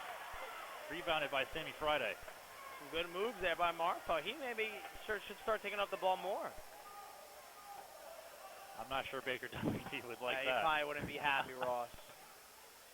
We have different coaching minds. I think that's what it is. I think you're right about that. But you do have the 4th and 5th grade experience. I'm not true. sure he has that. Yeah, I know. Well, he might. We're going to have to ask him. Good post-game press conference. Yeah. That shot from Siena won't go. Another rebound by Marfo, and he's taking it up. They're listening. That's Kelly going to pull up from 3, and he hits it. He's showing emotion. It's a 9-point game. 4 minutes to go. Yo, put me on the sideline, Ross. I'm ready to coach. See, maybe Kevin Marfo's listening to me. Maybe he's got the earpiece in. Who knows? Our broadcast, the QBSN, directly to the earpiece of Kevin Marfo. 4 minutes to go. Needs a big block right there from Marfo. He's stripped of the ball. Ball is rolling around on the floor. Jalen Pickett has it. Fresh shot clock under 4 minutes. Quinnipiac would have loved to have gotten that loose ball right there, Ross. Baker Dunleavy loving what he's seen from the Quinnipiac defense and Kevin Marfo. His third block of the night. Manny Camper going to drive. Float, no good. Rebound Kelly. Here we go with 3 minutes and 30 seconds. Kelly off to foul zone. Pump fakes a 3. Puts up a 3. Got it. 74-68.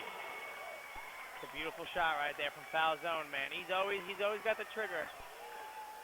And we've got a game here with 3 minutes to go. 8-point game. A lot of momentum going to Quinnipiac. Fantastic defense, great offense. Manny Camper over to Pickett. Pickett just dribbling around with 3 to shoot. That ball will sail out of bounds. It'll be Quinnipiac ball. Lots of mistakes right now from the Siena offense. We're going to get a timeout from Siena. What's interesting here, Ross, is Pickett's not even looking for the open shot anymore. And like what we saw in the first half is he was basically like, I'm not afraid to shoot on you. But now he's playing very conservative, and I feel like that's really hurting his team here because as you saw, it's a bad pass he made out of bounds. These turnovers hurt you at the end of the games here, and that's what's leading the Bobcats to get back into the game. But it's just, I mean, the Bobcats are pouring it on right now. Like you said earlier, it's just back and forth. Siena takes the lead by like 10, and then the Bobcats say, no, we're not letting you get any more than that. So it's really coming down to the wire here, and I think we're going to get a close finish at the end of the game. But if I'm picking here, you got to start getting in your own head and telling yourself, I got to start being a better player, and I got to start making these shots, and I got to help my teammates out and make the right decisions for the whole team. You got to be the leader out there, because, you know, we see what the numbers he puts up every game. He's got to be that team leader for them, for Siena. Kelly now leads both teams in scoring. He's got 19. Williams, Marfo, and Rigoni all have 12. I don't remember the last time Pickett scored. He's still at 17, but I'm happy to see Rich Kelly here, because we called the game earlier on in the year against Manhattan, and Kelly barely took any shots. So it's good to see him bounce back from some of those games here. And hey, man, I'm excited for the finish, Ross. I can't wait. I'm ready to jump out my seat here. We got some good games. We had that Manhattan game a couple weeks ago. They came up short, came down to a last-second buzzer beater from Manhattan. Yeah, it really did. And the kid from Manhattan just did like a ballerina twirl and just like did like a double clutch behind his head and just laid it in. And we were just sitting here, and I looked at you, made the call, and I was just like, I don't even know what I just saw here. I don't know what to do. I don't even know what to say. So I love college basketball, man. It's an unreal sport, and these players leave it all out on the line every day. Not easy what they do, being student athletes, having to combine hours and hours of work in the classroom and then hours of work here on the court, and somehow do both well. Hey, man, that's why they're D1 level, man. But I just really want to know what Baker Dunleavy's telling his team right now. If I was him right now, I'd be like, listen, guys, we gotta give them it all. We gotta play physical and make them earn it right now at the line. So that's what I want to see. I want to see them send Siena to the line and earn it. I mean, Siena's been shooting pretty well though at the line today. They're 9 of 11 and they're shooting 81%. So that's something to look at. Do you want to put them on the line or not? But you know, as games get down to the wire here, you know, kids start to choke. They start to get nervous. So it's funny to see that. We'll see what happens, Ross. I'm excited. Let's go. Big time possession coming up right here for Quinnipiac. They're going to get a full court press. All Quinnipiac's offense trying to run halfway up the court to pick it up. Rigoni to Kelly. Still not across half court. Kelly slowing things down, and they cross. And Kelly's got an open lane. He'll drive, and he lays it in. 4-point game. Beautiful move there by Kelly to take the open shot. Take what you can get. 2.5 minutes. 74-70 Siena.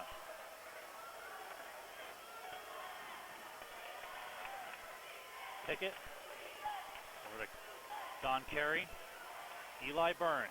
Back to Pickett. That's Jordan King for three, and he got it. That's a big-time three from Jordan King, the freshman. 77-70. 2 minutes to go. Lack of defense like that, Ross. You let that guy get that wide open a shot, he can walk in and shoot that. Kelly back with it. Pump takes a three, puts up a three, no foul. They don't call a foul. That's the only reason Kelly put it up. He just kind of launched that ball with no intent of it actually going in. He was trying to draw the free throws. Didn't get it. 1:45 to go. 7-point game. Pickett with it up top. He's double teamed. Manny Camper. Back to Pickett. 6 to shoot. Got to make something happen. Down low to Manny Camper. His shot falls. Works around Marfo, and it's back to a 9-point lead. 1:20 to go. Siena's pouring it on here, Ross. This is like we said. It's been back and forth all game. Quinnipiac's got to stop him. Marfo working down low. Pass out to Kelly. Not much Kelly can do, but he makes a move. Puts up a three. In and out. Rebounded by Manny Camper. And he's intentionally fouled by Aaron Falzone with 1:05. Ross, no one's helping out Big Kev Marfo down low. He's just getting boxed up by 2-3 guys, and like that gives the Bobcat players opportunities to get in there and get like, you know, a loose rebound and stuff, but no one's really going after rebounds. So it's tough, man. It's tough in this situation. You know, Rich Kelly's trying to force shots here. It's just the Bobcats are just kind of falling apart here, Ross, at the end of the game. It's sad to see that. And we're going to get a quick foul off the inbound. It's going to be an offensive foul. Kelly draws the charge. And Quinnipiac will pick things up on their own side with a minute to go. Big-time players make big-time plays, Ross. So, you know, you make a mistake on offense, you get right back on defense and make a big play for your team. After this game, we'll toss things up to Q30. They'll continue their great coverage of today's game. We'll be on the post-game show for a few minutes. So we got 1 minute to go, and Kelly quickly off the inbound lays it in. 79-72, 59 seconds. Full court press from the Bobcats. They get it in. Intentionally fouled, foul zone again. That's going to be his fourth personal foul. The Siena players are just very relaxed right now, Ross. They know that the full court press is coming. They've been waiting for it, you know. I honestly don't think they expected this game to be that close here, but, you know, they're ready. Interesting to see how they're lined up right now, honestly, too. I always get confused by these. We're going to get a stoppage. They didn't even pass the ball. The referee didn't even give the ball to Siena yet, and both teams started the fast break. And Rigoni calls for a foul here intentionally. So we're just going to have a start and stop for the last 54.4 seconds. Quinnipiac with a lot of fouls to give. To get the ball in. Tinkron with the intentional foul this time. We'll send it to 1-1. This is big right here, Ross. Can you hit these free throws to ice the game, or are you going to continue to make this a big game right here? You know, Quinnipiac's just hoping for a miss at the line right here, and hey, like you said, it's a one-on-one situation here, so if you miss it, there is no second free throw, Ross, like we all know. So, you know, Quinnipiac's just looking for a miss here. They're looking for a lucky bounce. Don Carey at the line. He's an 82% shooter from the line. It'll be 1-1 as we mentioned. 52 seconds to go.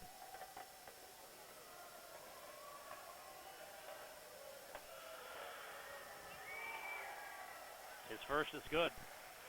He'll get a second. It's an 8-point game. 80-72. Like you said earlier, Ross, what was Siena's average? 72 points a game they score? Let me find my notes. Here we go. Points per game, Siena 72, correct. Oh, wow. So the Bobcats did not hold them to that today so far. Here's Williams. Driving, taking it all the way off the glass. His shot won't go. Loose ball picked up by Siena. They're going to toss it all the way up court. 40 seconds left. Rigoni with the intentional foul. Jordan King will send him to the line. Another 1-1. Ross, I like what Tyrese Williams is doing. I like how he's trying to push the pace there, but you got four other guys on the court with you who could score. Like, you just got to be able to kick it out there to someone. I like the drive, and I like he's trying to draw contact and everything. I just don't think it's a very high shot percentage for him right there. I just feel like that's going to cost the Bobcats here with only 39 seconds left. Yeah, 9-point game. Jordan King at the line. Won't go. Misses the shot. Still a 9-point game. 35 seconds. Loose ball. Rigoni picks it up. He's trying to drive, and that was a poor shot attempt. Marfo picks it up, tries to put it back. He misses, gets his own rebound, and throws it down. Wasting a lot of time right there. And we'll get a quick timeout from the Quinnipiac bench. 81-74.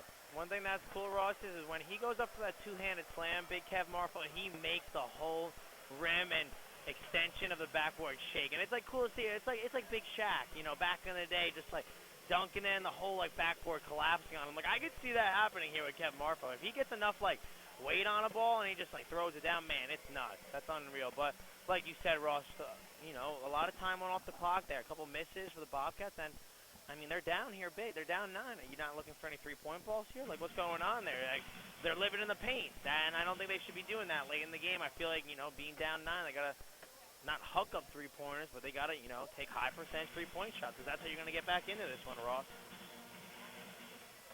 Looking at Quinnipiac's previous records, or previous scores, they've lost some tight games.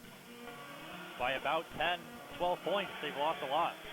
And these games, just like this one, 81-74, it's really tough to lose games like this constantly. Quinnipiac on the verge of losing their 10th game out of their last 13, falling to 7-10. And Siena, they're on a streak unlike no other. They're improving on the road. They'll be 3-10, and they'll be 12-5 in MAAC play, presuming this score holds. Yeah, man, I'm kind of lost for words right here, but I was just hoping just a little bit better of an ending here for both teams. But, you know, Siena just took advantage of what they saw, Ross. They got open shots, and, like, what the cool thing about Siena is like, it looks like they're, like, trying to go at the basket hard and stuff, and then they slow down, and they just kick it out. And then it's like, oh, who's on that guy? It's like an oh-no moment, kind of, for the Bobcats. So a cool trick play right there from Siena. On a loose ball, we'll get a foul. It was an inbound where a player ran back behind the baseline, passed to him while still out of bounds, and then that player who caught the ball out of bounds passed it in, and that's legal. Honestly, Ross, I didn't even know that was legal. I saw it for a second, I almost got up, and I was like, he's out of bounds, he's out of bounds. I was like a fan for a second there, but I didn't know that. Thank you for educating me on that, because I know you can run back and forth on the baseline, the inbound. Right, after a made basket. But I didn't. I was like, oh my God, that kid just chucked it out of bounds. I was like, what is he doing? What are you doing out there, man? Like, pay attention to the game. But you know what? Thank you for correcting me. I was about to make myself look dumb. I had seen that one time in high school basketball. I'm not sure what the ruling is. I won't even try to act like I know. It's not because of the made basket. I made that mistake on a high school broadcast. Not the case. We'll try to learn what it is. Maybe we'll talk about that on the postgame show. Yeah. Right now we got Don Carey Jr. at the line. He made his first.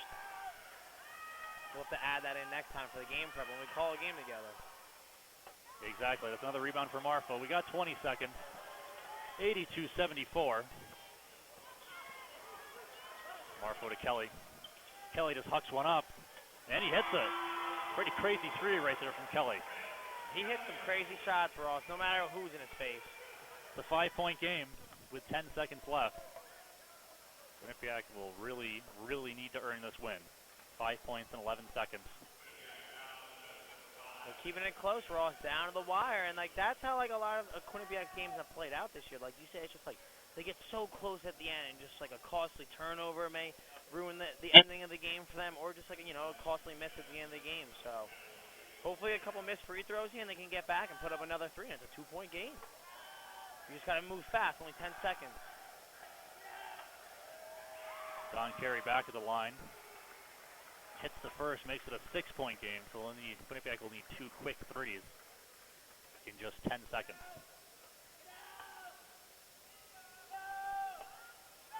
This is really the dagger right here if he makes the second, which he does.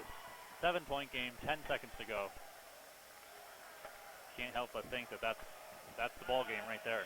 Yeah, Ross, you got to hope for maybe like a foul on a three and you hit it, convert an N1 and get a 4-point play. I'm thinking ahead, like numbers-wise guy. I'm a number guy now, I guess, for a couple seconds. But you just got to think ahead there for a second. But I think this game's out of reach here with 10 seconds left. It depends like how fast they get up the first shot here, honestly. Can the Bobcats get in a shot within like 2 seconds and maybe, Siena calls a timeout or they foul quick again, but I feel like Siena's got this thing all but wrapped up here. Just so they got to drain out the clock here the last 10 seconds. So it's always interesting, Ross, how games end here, and I'm excited to see how it unfolds. 84-77. It would be a miracle. Quinnipiac can pull this off. There's no doubt there. Quinnipiac, quick turnaround. They'll travel to Fairfield, an in-state matchup, on Friday. And then next, we talked about on Sunday, they'll play their final home game of the 2019-2020 season against Marist. And then a week from tonight, they'll wrap up the regular season at Iona. A week from tonight, the whole season is over, and they'll get ready for that MAAC tournament. It's going to be interesting to see where they end up, Ross, too, because a loss like this, once again, these last 3 games are crucial for the Bobcats and also for Siena on the other side of the court, but it's just going to be so interesting how it plays out because Siena could still lose the next 3 games and still be like a middle-of-the-pack MAAC team in the standings. So I love it, man. I'm excited, man. It comes down to the wire. Here's Tyrese Williams. Pass over to Marfo. 8 to shoot. Marfo, he pulls up from 3. Won't go. Tyrese Williams almost. He stepped out of bounds trying to save that ball from going out of bounds, and he's passed, almost went in the basket. Yeah. I mean, that looked like a shot right there for a second. I honestly thought it was almost in there, but Kev Marfo, like you say, he's itching to take that 3 all day. So they'll inbound. Siena will inbound. It wraps things up. That's the final score. It'll be 84-77 Siena. Siena will improve 12-5 in the MAAC play, and they're on top of the MAAC right now. In Quinnipiac keeps on losing. Story of the season. They started off 4-0 in MAAC play, all the way down. Now they're 7-10. Yeah, Ross, you really thought how they started off this season hot. They'd be, be roaring to go the rest of the season and honestly, continue that streak. Maybe even almost go undefeated in the MAAC and kind of start thinking for a second as a fan. But just overall, it's a very tough schedule in the MAAC here, and every team is so close. They compete every night. So, Siena was definitely the better team tonight, and they really showed it there. Like we talked about in the pregame conference, whoever's going to play more physical is going to win this game, and whoever limits the amount of turnovers in this game is going to win this one. So, Ross, honestly, it was a great game, dude, and honestly, I'm happy to be on the call with you again today. It was another great game, great call. It was a lot of fun as always. So for Jack Corraro, I'm Ross Meglin saying thank you for listening to our broadcast on QBSN. We remind you that Q30 will be hosting a post-game show on their link. Final score, Siena 84, Quinnipiac 77.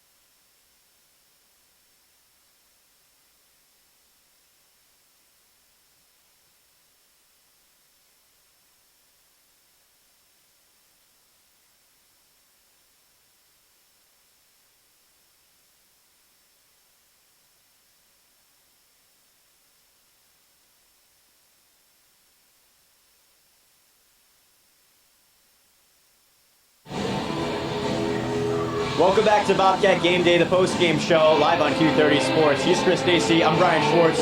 We're now joined by Quinnipiac assistant coach Sean Morris.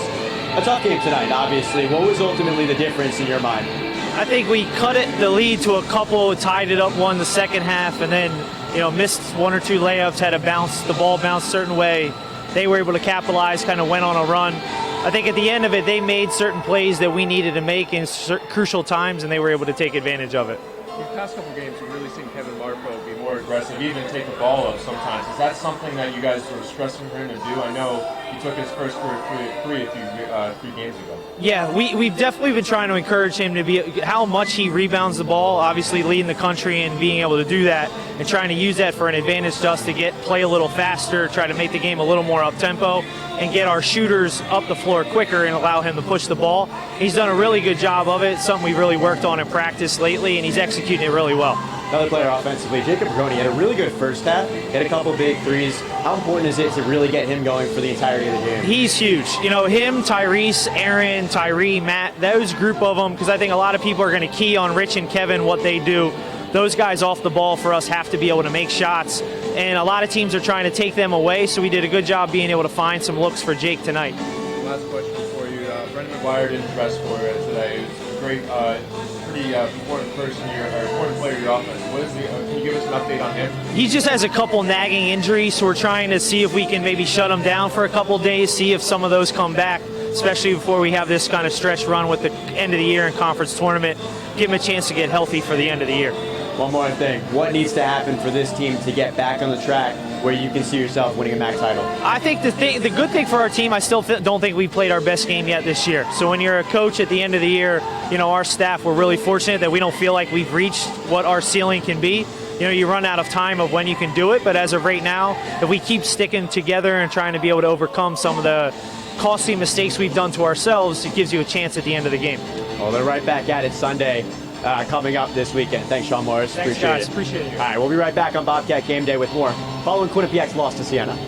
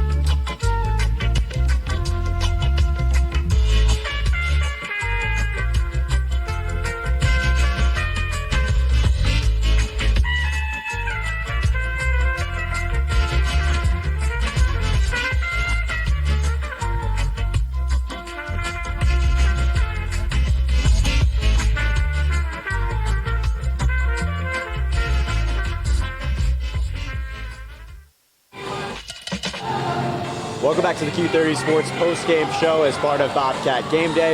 He's Chris Dacey. I'm Bryan Schwartz. We just heard from Quinnipiac assistant coach Sean Morris.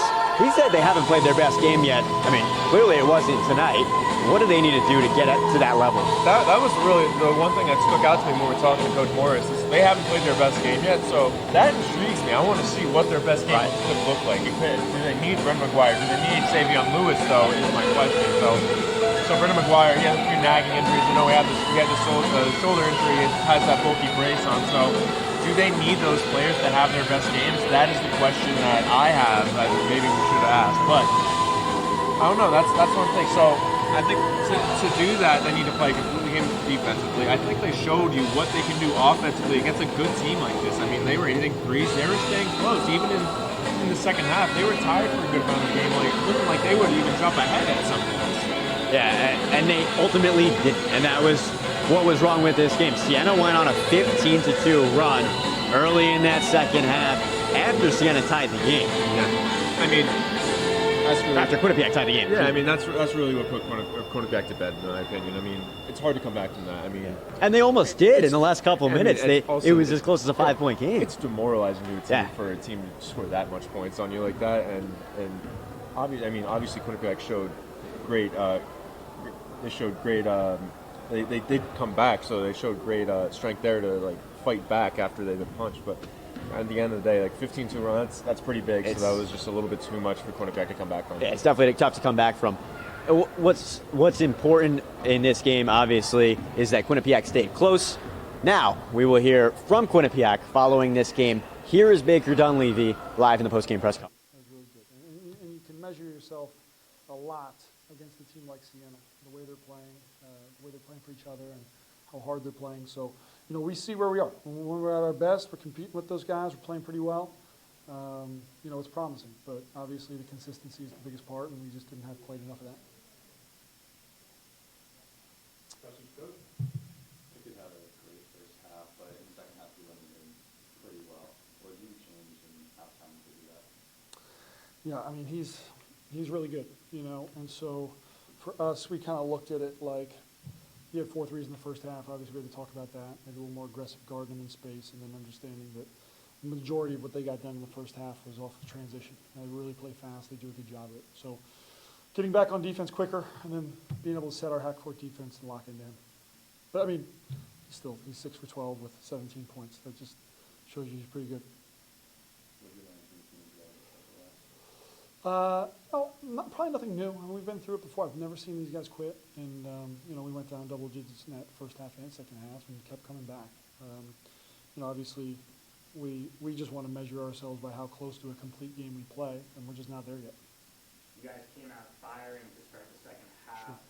Tied the game up at 55. Did something kind of slip towards the towards the end of the second half? I think so. I think we had some just really bad timely turnovers combined with them taking advantage of those. I haven't really looked at it yet, but yeah, 21 points off turnovers. I think that's one of the biggest pieces of the game. And then obviously fast break, 20 points in transition. So I thought the turnovers for us, and then probably a couple of missed defensive assignments, but when you hand the ball to a team that plays fast like that, it's really tough to get back.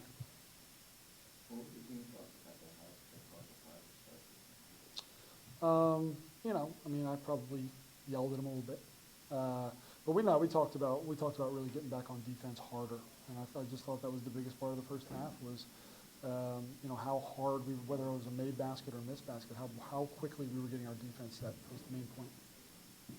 What's the missing piece to get to play a full 40? What do you think you need to do, especially coming up on the season here in postseason? Yeah, I mean, if I knew that answer, I think it would be a lot easier. I think, obviously we got some tired bodies, and the same excuses everybody else would use. But you got a guy like Jalen Pickett playing 36 minutes, so everybody's doing it.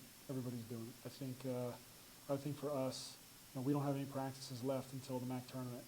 We got 4 games in a week right now, so we're gonna have to learn from each game, see it on video. Where are the things we're breaking down when we're tired, and go from there.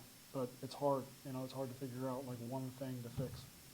Kevin dished the ball out really well tonight. I think he had 8 assists and was even running the point for a good part of the game. Is that something that we can continue to expect to see down the stretch? He's good at it, and we have good shooters that people try and deny.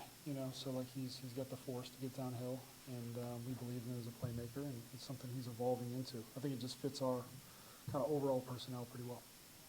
Any other questions, Coach? Thanks everybody. Thanks everybody for coming. Appreciate it.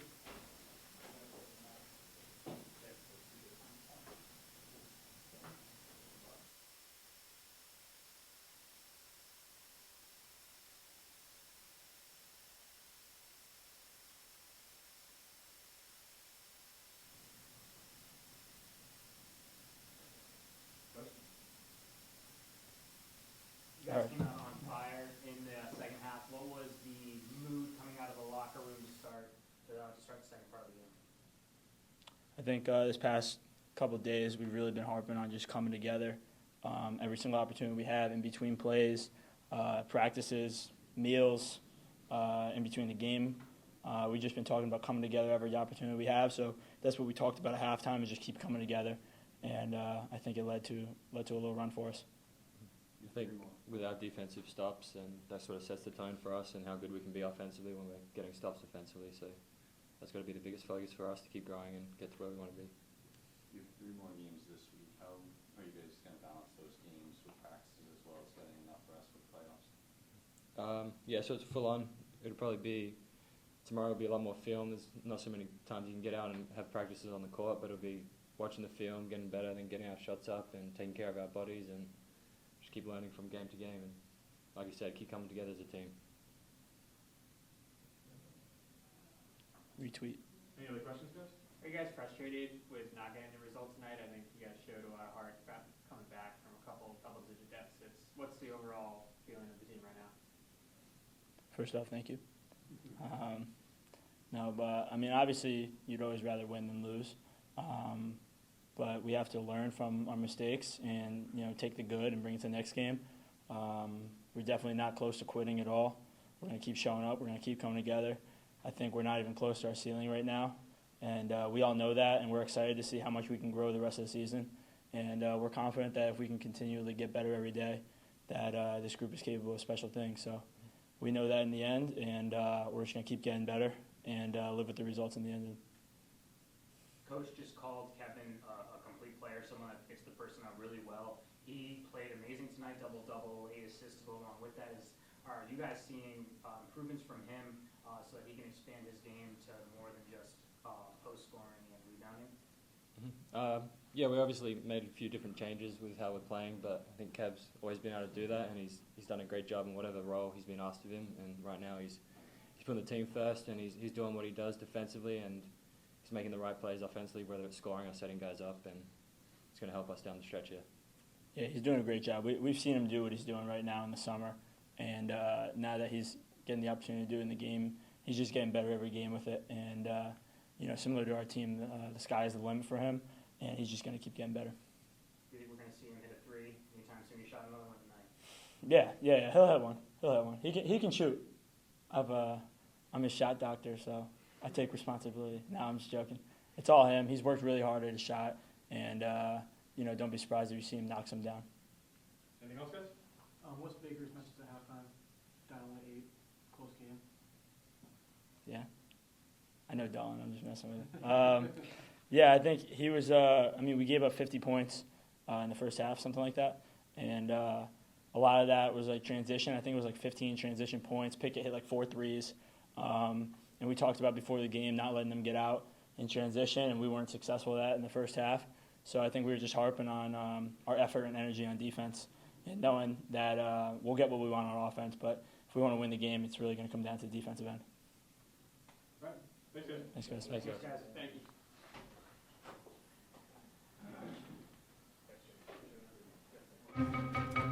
Me and my boy Matt had it good. He had catnip that was off the hook. But one day, he brings a girl home, and she's allergic to cats.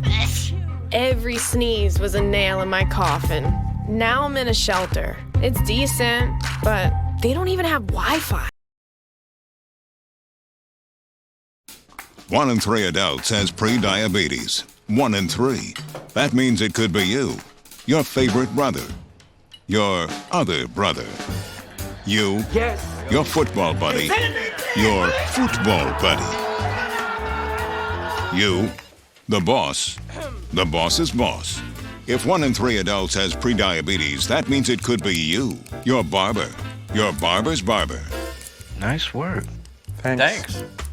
You, your plumber, Breathe right into your foot. your plumber's masseuse. Yes. You, your dog walker, On your left. your cat jogger. Or you, your co-pilot, your co-pilot's co-pilot. While 1 in 3 adults has prediabetes, with early diagnosis, prediabetes can be reversed. Take the risk test at doihaveprediabetes.org to know where you stand. They call me Prince like I'm royalty or something. But the places I've lived ain't no palaces. So I don't need grilled salmon or a new scratching post. Just give me a cardboard box and a can of tuna and we're good. You can even change my name. I'm cool being the kitty formerly known as Prince.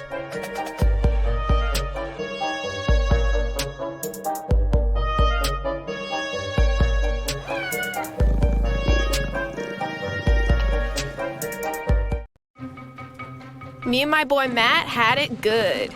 He had catnip that was off the hook. But one day, he brings a girl home, and she's allergic to cats. Every sneeze was a nail in my coffin. Now I'm in a shelter. It's decent, but they don't even have Wi-Fi.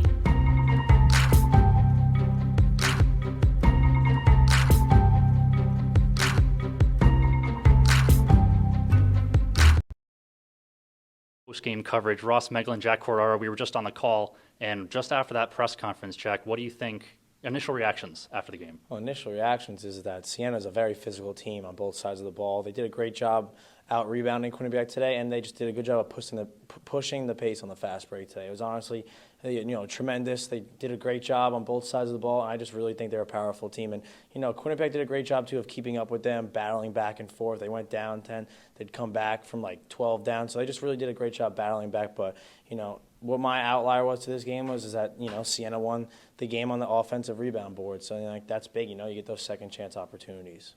So Baker was asked in the press conference, what's missing? What can put them over the top with this team? What do you see? I really see them having to limit the amount of turnovers they have per game. I know it's tough, but just some ill-advised passes they made down the stretch at the end of the game. So down late in the second half, they just made some passes that cost them and let Siena run away with this one. A big 3 games for both of these teams we saw, but for Quinnipiac, what will put them? What do they need to do to win these games? They just got to play smart, fundamental basketball. They got to rebound. They got to limit the amount of turnovers they make, and they just really have to, find their open shooters and make sure they're, taking good shot selection. So they really need to do that moving forward, and they just got to limit the amount of turnovers they have. All right, that's Jack Cordaro. I'm Ross Meglin. Again, thank you for listening to us on QBSN. We'll send it back to commercial. Welcome back to Bobcat Gameday at the People's United Center. Quinnipiac falls to Siena 84-77. We're going to take a quick commercial break. Then we've got Around the Map, highlights from tonight, and more. Chris Dacey and myself wrapping things up. Quinnipiac falls to Siena 84-77. Me and my boy Matt had it good. He had catnip that was off the hook. But one day, he brings a girl home, and she's allergic to cats. Every sneeze was a nail in my coffin.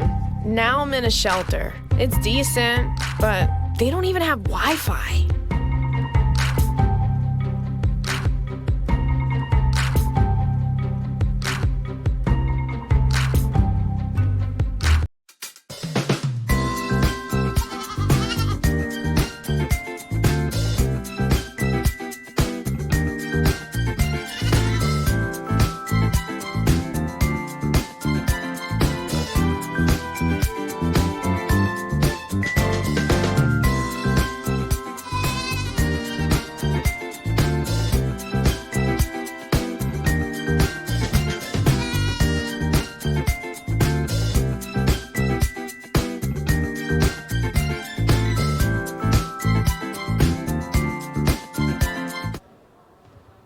Welcome back to Bobcat Gameday, the post-game show on Q30 Sports. Quinnipiac falls to Siena in this big matchup.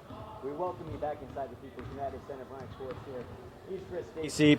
We've got your highlights from this game, and we will begin in the second half. It's Quinnipiac and Siena, like we just said. So we start in out a sweet backdoor pass to Tyrese Williams, who finishes the layup. Tyrese Williams had a pretty good game tonight. He was pretty good. Siena leads right there, 48-46. We're going to stick in the second half. Off a Siena offensive rebound, the ball is kicked out to Jalen Pickett. How about Jalen Pickett staying hot? Another three. Siena holds on to their lead a little later. Williams bringing the ball up the court, swinging it to Jacob Rigoni, who drills the deep three. Rigoni was hot tonight, 53-52 Siena. Quinnipiac getting it done on both ends of the floor. Seth Pinkney, swat. Later on, midway through the second half, Siena starting to regain its footing. Pickett swings it down low to Manny Camper. Up fakes, lays it in. Siena was up by 10 right there. Siena ultimately wins 84-77. Yeah, they never looked back after that. And they won, and now they're tied for first now with St. Peter's on the top of the MAAC standings. It was tied 55-55, but Siena then went on a 15-2 run that ultimately Quinnipiac just could not rebound from. Yep. Now we're going to check around the MAAC tonight. There was one other game going on tonight, and it was Marist. It was Manhattan. What happened, Chris?